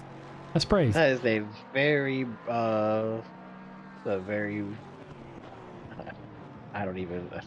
very ballsy thing to do. He's already doing better than us. Me and Justin have found out when we decided to, we've got our first drive-through. That's Matthew Hopkins down in P31 receiving his first drive-through for track limits. But to go back, yeah, me and Justin have tried ourselves out on the wheels. We are habitual controller drivers. And it's safe to say that although we can sit here and commentate D6, if we were on the wheel, we would probably be right here alongside them. So we can't pass too much judgment. I feel like my wheel driving has improved a lot more with the practice that I've done. I mean, granted, I've only had it for 3 weeks. Yeah, no, exactly. I don't know. D65 would be an appropriate place to be in. Exactly. We go on board then. We've got a little bit of an incident here. This is Dylan Bonsall losing out a couple of positions after a bit of contact with car 713. Now, 713 is Glenn Jacobs. So what's happened here? Oh, just... Oh, the humanity. That's the... Oh, Glenn... Oh, I need to... Mike. Oh, that's Mike Cook, Oh. yeah. Just, Yeah. cutting the grass. You can imagine it, can't really you? Brought the... You have really... Spa has left no one to... No one is safe. No one is safe here tonight, apparently. No one is safe. So, looking at the silver classification then, they don't get talked about enough throughout SRA, so we like to give them a bit of love here in Division 6. So we've got Travis Fletcher. He's come out back as we predicted into the lead, slightly ahead of where I thought. He's come out into 12th place. He's being buffered by Cameron Hastings and Juicy Jake in by keeping Sean Paul at bay in 15th position there. So that's looking good. If you're Travis Fletcher, you pit that late, your tyres are going to be great. Not to... Please excuse the rhyming. As Juicy Jake takes the fastest lap of the race. So Juicy meaning business here as well. Dylan Bonsall losing the position now to Havoc Gazosi. Contrary to what you see on the standings on your left-hand side. I think this is damage control now for Dylan. He obviously had that contact. He's going to have front-end damage, as we can see there. A little bit of a break in the partition between the bonnet and the fender, as I think the Americans call it. The hood and the fender, to use American terminology. Justin Muntean then chasing Thomas Kiss as they come up through a Rouge and Radion. A great line there. Looked like by Justin Muntean. Fantastic line through. Can he make it count?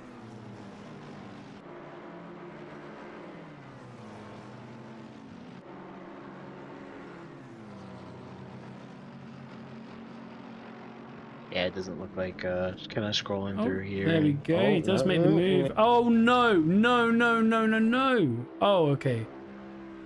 No, that's that's no, Brian Acombe. no. Yeah, I was gonna say it's Brian Acombe. I mean, we don't like to see that either, Brian. I apologise for the breadth of it, but you know, it's not the leader, but it is his teammate, and that's devastating for Brian, who had a fantastic qualifying race, but his lack of luck in racing has continued to haunt him all the way through here to Spa as well, as we go on board with Brandon York now, who is right on the tail of Brad Bertram, who made the pass on him going up through a Rouge. These two then, they've got a fair bit of a gap in front of them, so 5 seconds before they get to Jordan Dana Pookie up ahead of them.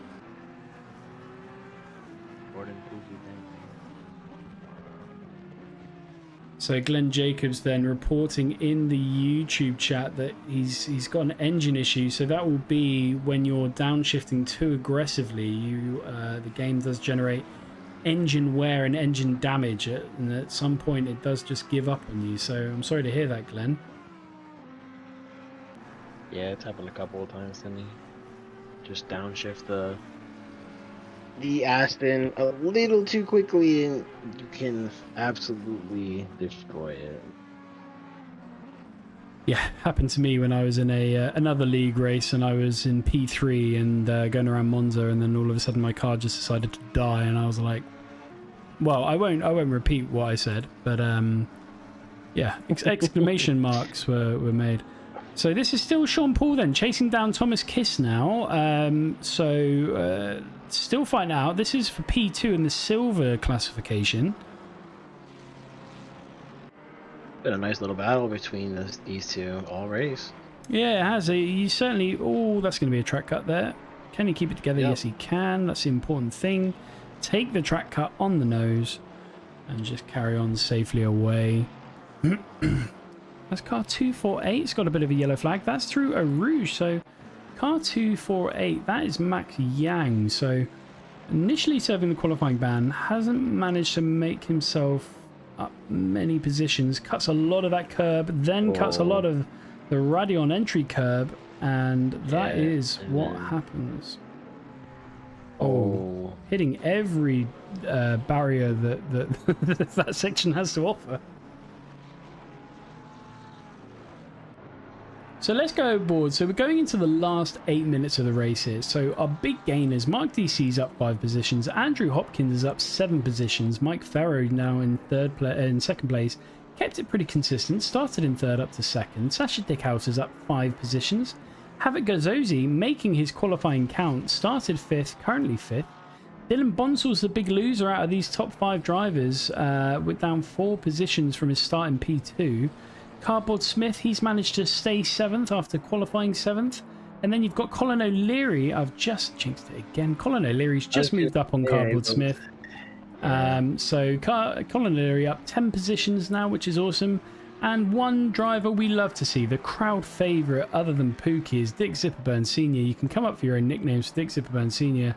if you want in the comments, but he's up 9 places, which has been an awesome effort. It's qualified 18th, finishing at the moment. He's in 9th place. Sean Keenan, he's up 3 positions, started 13th and now up into 10th. And then other big gainers along the way have been Cameron Hastings. He's up from P24 into P13. Thomas Kiss started P27. He's up to P16. Sean Paul's had a great race. He started in 33rd place and he's up to 17th, so that's a 16 position gain. Jordan Dana, he started in 34th, he's up to 21st. And then really the big loser at the moment, unfortunately for this race, has been Peter Pan. Started 8th and he's now down to 27th place. So not been his race, but you know what? We come back, we fight again. There's no problems in that whatsoever. I'd like to point out, because I just see that our leaderboards have shifted. Hall has not pitted. Hall has not pitted. Mason Hall. No. Oh Mason no, Hall he's has not pitted. Oh, I hope he does. I was gonna say he's got about If anyone on either Radio got- I was gonna say he's D6 got is this listening, lap. if anyone on is listening to Radio D6 and can talk Please to tell us, Mason man. Hall, tell this man he has to still pit and change tyres. That's the important thing here. He's obviously gone in and repaired his damage, but he hasn't changed his tyres. So he still needs to do that. Somebody get that message along. Thank you very much. Because we are, you know, this is not a long track. This is a long track, and Yeah. you only got 4 minutes, so it's either this next lap, or I don't even know if you'll make it to the next one. And honestly, it might just have to be the next lap. I don't think he'll make it around in time to do it again. Well, he's got plenty of time to contemplate it. Let's go on board then. We've had a little bit of contact. This time between car 924, which is Hunter Lowe, and car 280. So car 280 was Jason Yu. So the front of Lowe's car not looking great. But let's see just what happens. We'll go on board with the triple stint. Oh, that's why he's lost it. And then Jason Yu manages to slow down. And just gives him a little kiss. Just a little kiss. Whoever that was, I applaud the massive track cut to get out of the way of that. Yeah, but he's like, nope. Good eye. Good eye. Yeah. You could learn from him, Justin. Oh, Sean Keenan, get on the brakes, my son. He does into bus stop. Elects to try and take the narrow route out. Now, that might work for him. Thomas Kiss has run wide there, but Thomas Kiss still occupies the middle ground, the inside line, which will benefit them into the next corner. I think Sean Paul's got him. Yep. Yeah, he's got him. But now Thomas Kiss. Oh, fantastic exit for Thomas. Oh, he loses it, though, a little bit. A little bit at the end, yeah. Oh. So let's see what that BMW can do now. We're going to stick with the helicam because it's quite a nice little movement there up into the Kemmel Straight. As they come through Radion, Kiss looks like he has a much better sequence of turns there. What does he? Is that just camera angles? We got a message in the YouTube chat. It says, rest in peace, Andrew Hopkins running out of gas. Andrew Hopkins running out of gas? Surely not, chat. Let's go on board with Andrew Hopkins. He's, I tell you what it might be. He might now just be running in the max engine map to try and eke out the last couple of laps if he can. Devastating if true. Let's get back on board, though, between Sean Paul, Justin Muntean and Thomas Kiss. So Sean Paul now, he's past Thomas Kiss, leaving Thomas in the rear view mirror. He's now looking at Justin Muntean up ahead of him. Now, this is a silver driver versus a gold driver, so this is, it's not for championship. But every little will help. If he can make the pass, that's going to be some precious points in the championship battle.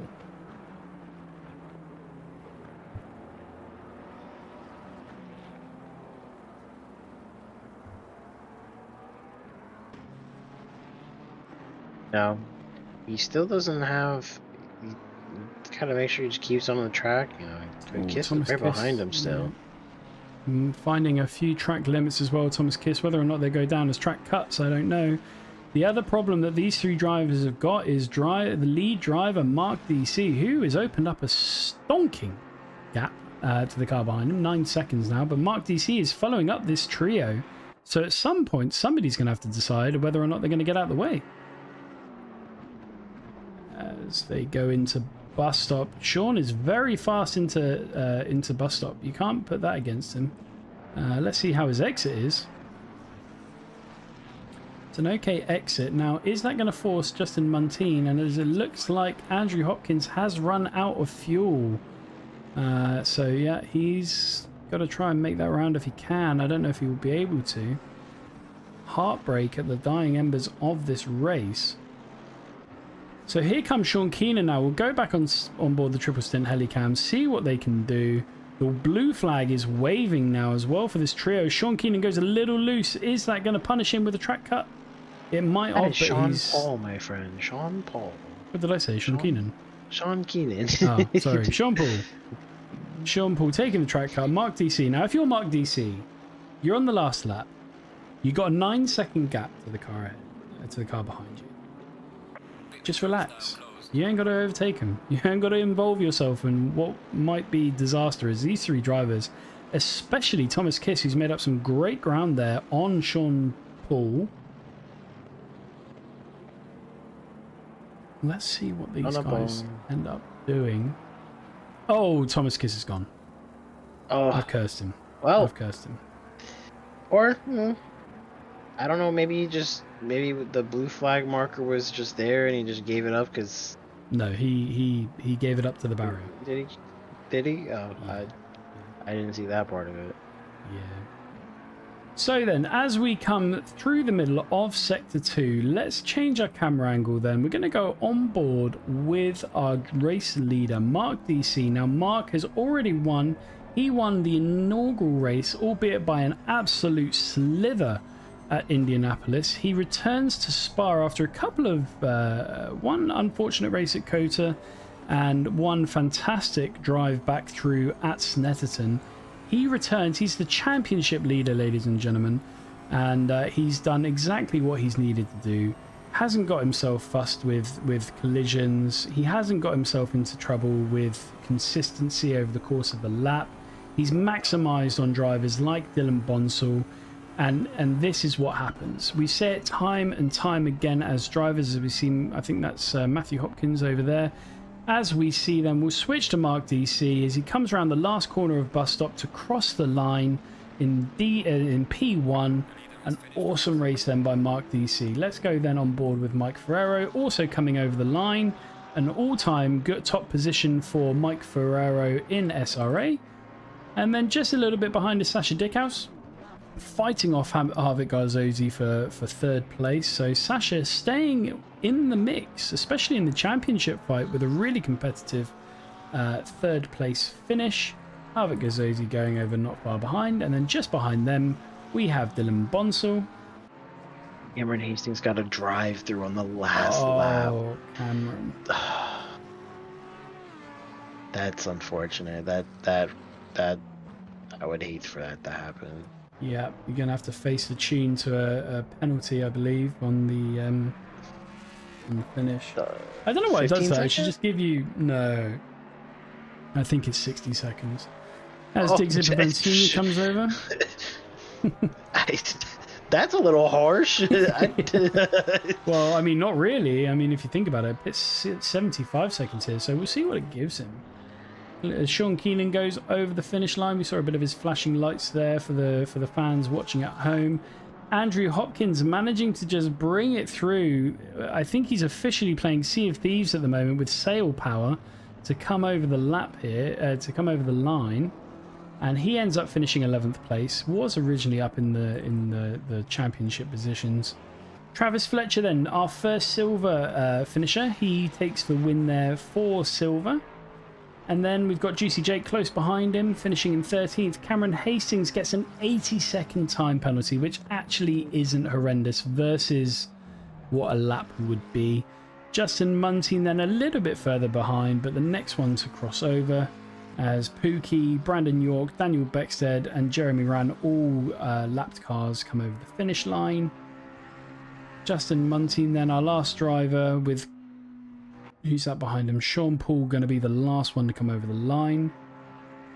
That's a beaten up looking McLaren on the front end.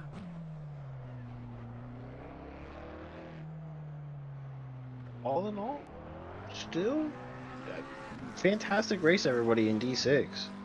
You know, I'd say fantastic 98% of the race. We don't like. Well, yeah, we're gonna take away the first lap and remove that from our brains.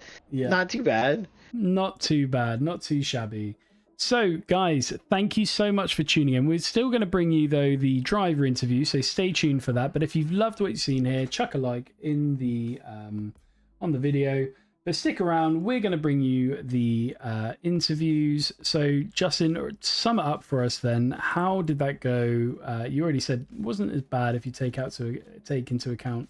I got lap post-lap one, and it wasn't too bad. I mean, there's gonna be your fair share of movements on Spa. People trying to overtake in certain spots.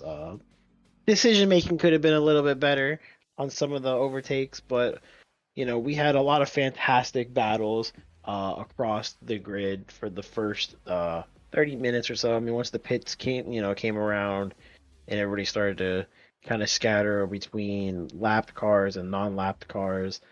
But I can't say that it was terrible. It was a good race. It was. I think it was a really good race. I think there was a few bad decisions in overtaking. I think that, as we saw there from a couple of drivers, we personally wouldn't have overtaken there. But, overall, I think it was a pretty good race overall. So, with that in mind, let's go ahead and bring in Mark DC, our race winner, who did a fantastic race, manages to get himself all the way up into P1. Mark DC, welcome to the commentators booth. What a race! Wow, thank you. Did not expect to be here again. Yeah, well, look, you've had some really good races. Yeah. I mean, it's we'll just keep pushing for that consistency and hope to get lucky. And it's, I guess, a key for success from my end at the moment. But yeah, consistency is the biggest key here, and you have had a very, very good first 4 races of the season. Yeah, thank you. Yeah, wow, I'm still in shock right now, to be honest. Good on you, man. Good on you. Yeah. So talk us through then. Did you do much setup for Spa? Is Spa something you like? You like driving here, or have you got much practice in this week? Yeah, I mean, I think Spa is one of those where, anybody who's done open lobbies, you spend a lot of time in Spa and Monza, and so just it's a track that I feel comfortable with. Usually it's the consistency thing kicks in, so I was feeling pretty good about it until, of course, and just some of the guys here are just really fast. So I put in a bit extra more practice, just hoping to be close. And I got to thank the Coach Dave setups. I think without that, there's no way I'd be as quick as I was, or competitive as I was. So, that was it. Just a lot of practice. And good on you, mate. Good on you. Well, look, here's your opportunity. Second time of the season. You're leading the championship. Why don't you go out there and get some of your shout outs done again? I think they might have forgotten since Indianapolis. So go out there, and who's important to you? Who's helped you through it? Yeah, my teammate Brian, he had a bad going up the Radeon. But I gotta, without him pushing me, he's my number one guy. And you, Queasy, you called me out on Spa too, because I just said that I liked Spa. So I really had to put in extra practice because of you calling me out. So without that, I probably wouldn't have practiced as much either. So thanks for that. That's fine. I don't mind people correcting me. That's all good. I'm glad I could help. But yeah, you're one of the only ones who survived the commentator's curse tonight from Queasy. Yeah, I was on fire tonight with it. I was on fire. It was like I had a magic wand. But look, I got a track cut, I think, on my second lap, and so then I tried to be more cautious, and then I think my first lap out of the pits, I got another track cut, so I was sitting on 2 track cuts, and so I was trying my best just to be safe the whole time. It was a bit nerve-wracking. Well, look, you survived. You did more than just survive. You won the race. Sets you up beautifully for the second half of the season. Have you got any big plans for the next for the week off that we've got? I don't know. Probably practice. Just practice. We'll Fair see. We'll enough, see how mate. it goes. I'm not looking for the rest of these tracks. Is all downhill. Is all Hungaroring downhill. is awful. I think I Yeah. sense modesty in that, but we'll see. No We'll see. way. No way. Yeah, it's We'll all see. downhill now. So Good on you. Well, look, But Mark, thank let you. us we'll leave you to go back to the race chat, but congratulations again. And you. I'll see you next race. We'll see you up in the podium stand hopefully again. sounds good. Thanks. Cheers, man. So that was Mike Farrow. We need to try and see if we can get hold. Sorry, that was Mike DC. Next, we need to get hold of Mike Farrow. He's having trouble locating the debriefing chat for us to bring him in. So what we'll do in his place is try and get a word with. See, is Sasha in the chat? No, it doesn't look like either one of them are. Doesn't look like either. Oh, there he is. So there we go. Right, we've got Mike Farrow. So let's drag Mike in and see what he has to say. So, Mike Farrow, congratulations. So this is your first podium, I think, this season, at least, for SRA. He just left. Wait, what? Did he leave? Yeah. Let me try again.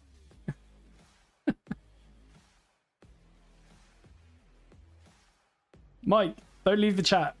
Don't leave the chat. You're in the commentators booth. I think you're still here. Good. Mike, congratulations. P2. How does it feel?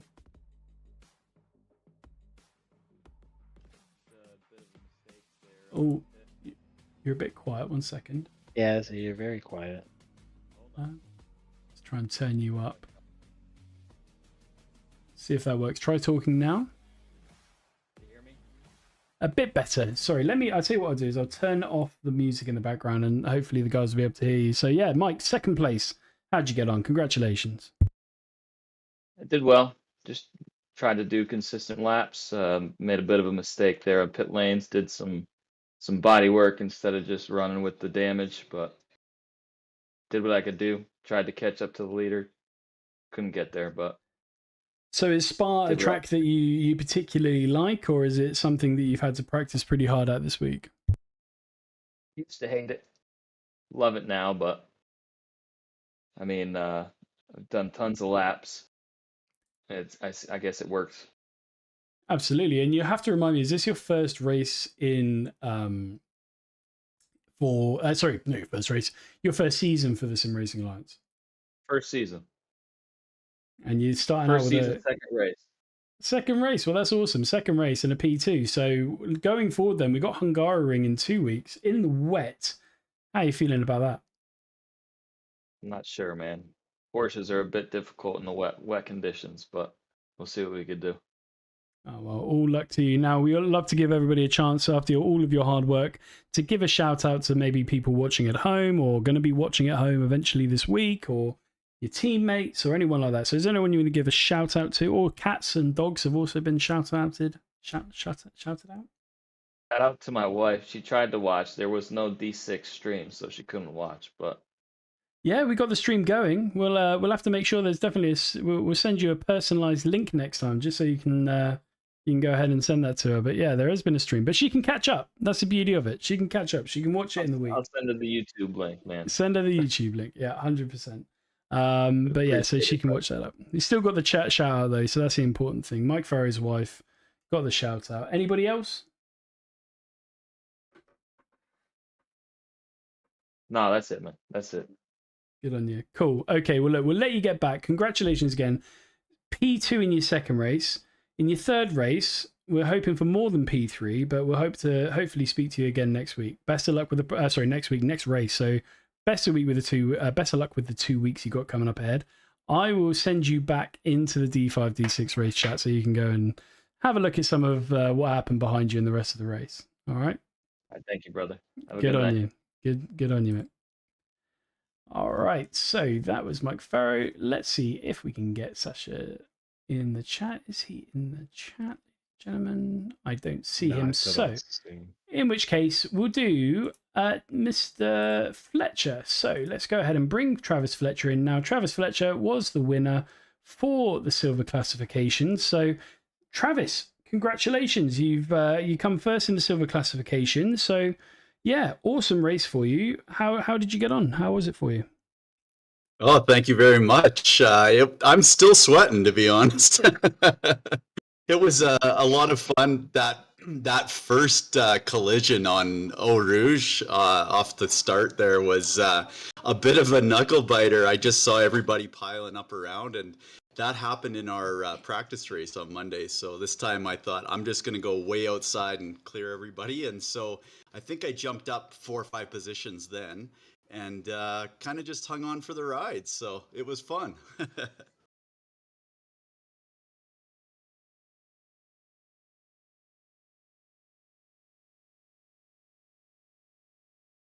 I've just realised I was muted, but yeah, so that's exactly what you needed to do. No, I know you could hear me, but the people at home couldn't. You were talking to yourself. It sounded like you were mad, but no, I was talking chat, but I was muted to you guys, so I apologise. Yeah, look, you did exactly what you needed to do. That's the important thing. And that's where it gets you. It was the same thing that happened to me last night. I think we were in very similar positions. So yeah, awesome race. Justin, I don't know if you've got anything for Travis? No, just a curiosity of what you feel like for Hungarian Ring and the rest of the season. I mean, we got a nice little 2-week break before the race, and then we got a nice wet race. Do you like Hungarian Ring? You like driving in the wet? How are you feeling? I'll be honest, I've only done a little bit of wet driving. I've only been playing ACC for just over a month now, but I've put in over 120 hours in the last month. So I'm pretty new to it, but I've only done a few wet practice races, and I don't know that track very well. Like, I knew Spa already coming into it, so I felt comfortable, but I'm going to have to do some practice, that's for sure. Dude, does The that good thing sound we like got 2 Justin, weeks, eh? I feel. Yeah, it sounds just like me. I haven't driven the track once, and I don't like driving in the wet either, so we're in the same boat. Oh yeah, it'll be an extra fun one in the wet, I think. Good on you. Well, look, keep it up with the Silver Division. Even if it's only a month into your driving, you're doing awesome. That should give you some good positions. We'll obviously have to check next time in the race, see where you land. But look, we want to give you the chance, obviously, to give a shout out to anyone watching at home or will be watching at home, or your teammate or whoever's helped you with this race today in that position. Well, then I'm going to give a shout out to my kids, because I had my oldest son come open my window because I was sweating, and also open a granola bar, so I had some energy halfway through. Oh my goodness. The full, So you got the full how about a service. shout out to my kids? Yeah. Yeah. Well, I hope he's going to get some extra pocket money for that. So, I'm rooting for you, kid. I'm rooting for you. Extra pocket money. But no, that's awesome to hear, mate. That's awesome to hear. So cool. Awesome. Well, look, let's do it all again in 2 weeks' time, Travis. I want to be talking to you again. Maybe even getting yourself onto a podium. You never know. But yeah, look, congratulations, mate. I'll let you get back to the debriefing because I know it's going to be a good one. And we will chat to you hopefully in 2 weeks' time. Totally. Sounds good. Thanks so much, guys. Appreciate it, man. Take care. See ya. Bye.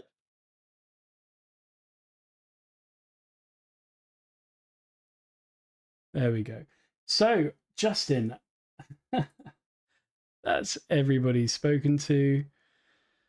And that is Spa. That is 4 rounds of this 8-round season done and dusted. We've got a wet Hungary ring, a dry Red Bull ring, a variable Barcelona, and a dry Imola left to go. So what are your thoughts for D6 and the overall division going into the last few races now? Or the second half of the season? Mark DC seems to be consistent, and that's, like we've been talking about all season so far. It's just consistency being the key here, and he's got it. Will he be able to continue that into the second half of the season? And we'll see. But again, every race has had a very close battle for the top 3 spots, top 5 spots. Honestly, just keeping it on the track and staying away from any potential incidents, and it's just continued to bite someone in the butt, through the first 4 races. Yeah, and we'll see, we've got to try and convince these guys of our logic that lap 1, just chill, because Hungaroring in the wet, we've seen it in Formula 1. We've seen Bottas lose both of his tyres and go bowling into turn 1 at Hungaroring. We've seen it time and time again on the big screen. And in the wet, well, that's a whole other ballpark. We've got drivers that are veterans, we've got drivers that are brand new. But one thing is for sure, guys, we have got one heck of a second half of the season to bring you. Now, the next race isn't next week. We will see you in 2 weeks' time. So we will see you, I believe that is the 7th of May for Hungaroring. And until then, keep driving and keep tuning in. Check out all of our other streams. We've got Divisions 3, 4, 5, and 6 all on YouTube. And in fact, we've got Division 1 and 2 on YouTube. And we've got racing on the Tuesday evening at 9 p.m. Eastern US time. And we've got the same as you are already here today on Wednesdays at the same time. So from me, Jay Queasy, and my co-commentator who's really bad at stepping in when he should. Oh, you know me. Stepping in when I should. I did a queasy at the perfect moment, all the way to the end of the stream, and I was like, yeah. Oh no. So from me, Jay Queasy, and Justin Rosenthal. There we go. We got there. Thank you so much for tuning in. See you in 2 weeks. Stay safe. Stay good. Night. Bye, everyone.